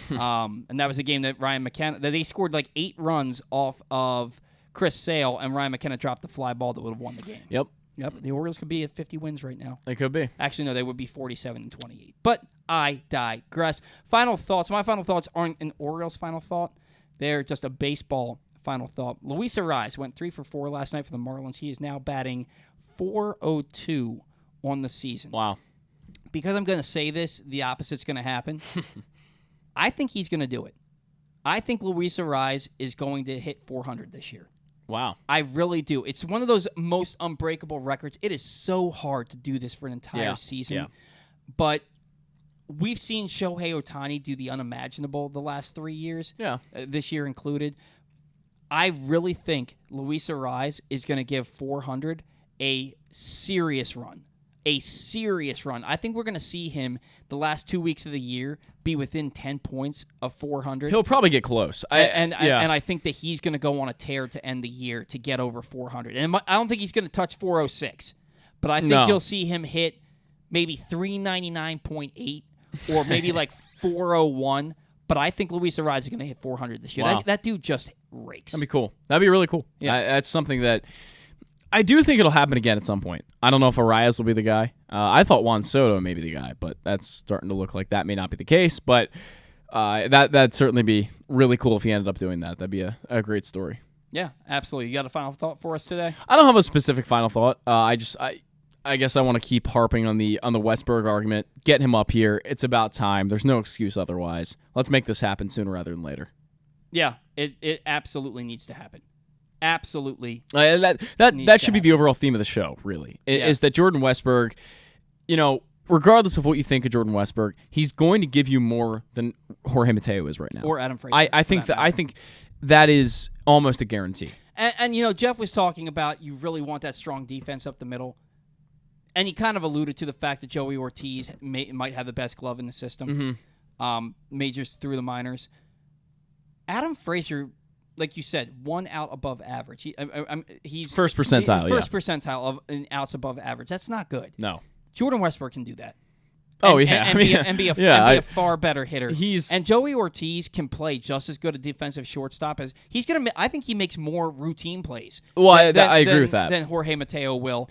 And I don't think your defense is going to suffer at all with those guys up the middle for you. And I think it's going to add electricity to this lineup. And I think that Ortiz, if you put him in that situation, he's not going to do what Westburg's going to do. He's not going to do what Gunner's going to do. But I think at the end of the year, you'll look up at Joey Ortiz, and you'll see him with a .997 fielding percentage and a batting average probably 240, 250, and an on-base percentage around 300 to 310. Yeah. And that's going to be far and away better than what Jorge Mateo is giving you. Absolutely. No doubt. At a point in the year now where the everyday shortstop and everyday second baseman on this team should be Joey Ortiz and Jordan Westburg. I said it last week. I'll say it again. We're going to see by August 2nd how serious this team actually is. Yeah. I want to believe that they're going to make the moves that they need to put this team over the top. Well, they haven't yet, though, because Jordan Westburg is one of those moves. Yeah, Jordan Westburg is one of those moves. Colton Cowser, I think he'd be one of the better hitters on this team. But you can't. It's not that I don't think he's going to be a better player than maybe Cedric Mullins or maybe Aaron Hicks. Right. But Though the Orioles outfield, aside from Ryan McKenna, have done nothing to lose their jobs. It's hard to disrupt what they have going. Yeah. That's what you're trying. That's the thing. I'll bet if you look, the Orioles' outfield production is among the best in all of baseball. Probably. The left, all the way around, including, you're talking about 4 outfielders. Yeah. I bet that there's not another outfield that touches them. I would think you're pretty close to being right on that. Yeah. I mean, Austin Hayes leads the American League in hitting. Anthony Santander leads the team in home runs, and he's actually got a 260 batting average and a 330-ish on-base percentage. Yeah. Cedric Mullins, 13 steals, 8 home runs. He's second on the team in RBIs, and he hasn't played in 3 weeks. Yeah. And he plays Gold Glove caliber defense. You're going to be hard. And then Aaron Hicks, we've talked all show about what he's done in his 19 games here. Yeah. You are going to be hard-pressed to find a better, more productive outfield than what the Orioles have going right now. And that's the only reason that you can justify Colton Cowser not being here, because, again, he could be better than some of those guys, but they haven't done anything to lose If even their one of jobs. those guys was struggling, I'd be making the argument otherwise. Right. But Colton Cowser, there is an excuse. Jordan Westburg, no excuse. No excuse. Absolutely no excuse. So, and I'm actually surprised that we haven't seen something come up Orioles roster move at this point. At this point, I can't believe that. At this I point, can't believe it. You're counting down the days. I expected Westburg to be here yesterday. With the day off Monday on always Thursday, makes sense. And then we could see this coming Monday. Yeah, with the day off. Last Monday, I expected him to be here. Yeah, true. And again, Brandon Hyde, Mateo's a couple of at-bats away from breaking out. He has to say that. Right. You're watching the same at-bat from him every single plate appearance. Slider, if it's a right-handed pitcher that throws a slider, it's a slider that breaks into the other batter's box, and he's whiffing at it. If it's a fastball, he may get a hit 2 out of 10 times, maybe 3 out of 10 times. Yeah. But if it's anything else, Jorge Mateo is lost at the plate, and the approach is so horrible. It's crazy because he's so far out in front on these breaking balls. Yep. He's not even close to them, and that was not the case in April. In April, he was hitting sliders. He was hitting like 350 on breaking balls. Do you want me to quickly look up his numbers against each pitch? I can probably figure that out. If you can figure that out, I would love to know, because we are actually kind of ending a little early. It's 15 minutes later than our time slots say, but we are ending a little early here. I'll figure this out. It might take me a minute, but we'll get there. I'm sure it's going to take a little bit of time. Okay, so batting average against fastballs is 214. Against breaking pitches, it's actually 217, but I have to imagine that curveballs really help that number. And then we have for off speed at 259. So clearly it's actually the changeup that he's hitting the best. It looks to be the case. But his slugging percentage is also by far the highest against off speed pitches. So changeups is again what he's really hitting well. And the breaking pitches, anything slider, curveball, not as hot. But really across the board, nothing has really been so good for him. Yeah, he's it will be interesting to see what those numbers were in April, because he's been so bad since May 1st that you have to go back to April to see any kind of success, because he's done nothing successful since. Here's an interesting thing: he's actually topping the ball 4% higher this year than he was last year. And he's also getting under the ball at about 5% less. So that's another interesting thing. Hitting a lot more ground balls, and not that's certainly going to have a lot of context here. And also the swing and miss is a huge piece of context that we could get into pretty deeply. But there's not a lot to love. When's the last time you saw him square around to bunt? It's been a while. With that speed, he should be squaring around the bunt at least once a game. Yeah, I agree with that. The batting average and the on-base percentage are so absolutely abysmal. Yeah, there is that's true. No excuse for this guy to not be squaring around to. He's a 9-hitter who really shouldn't be playing, and he has elite speed.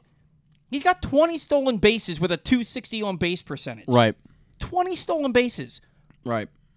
What could he do if he got on base at like a 300 clip? It'd be amazing. He should threaten to bunt every at bat.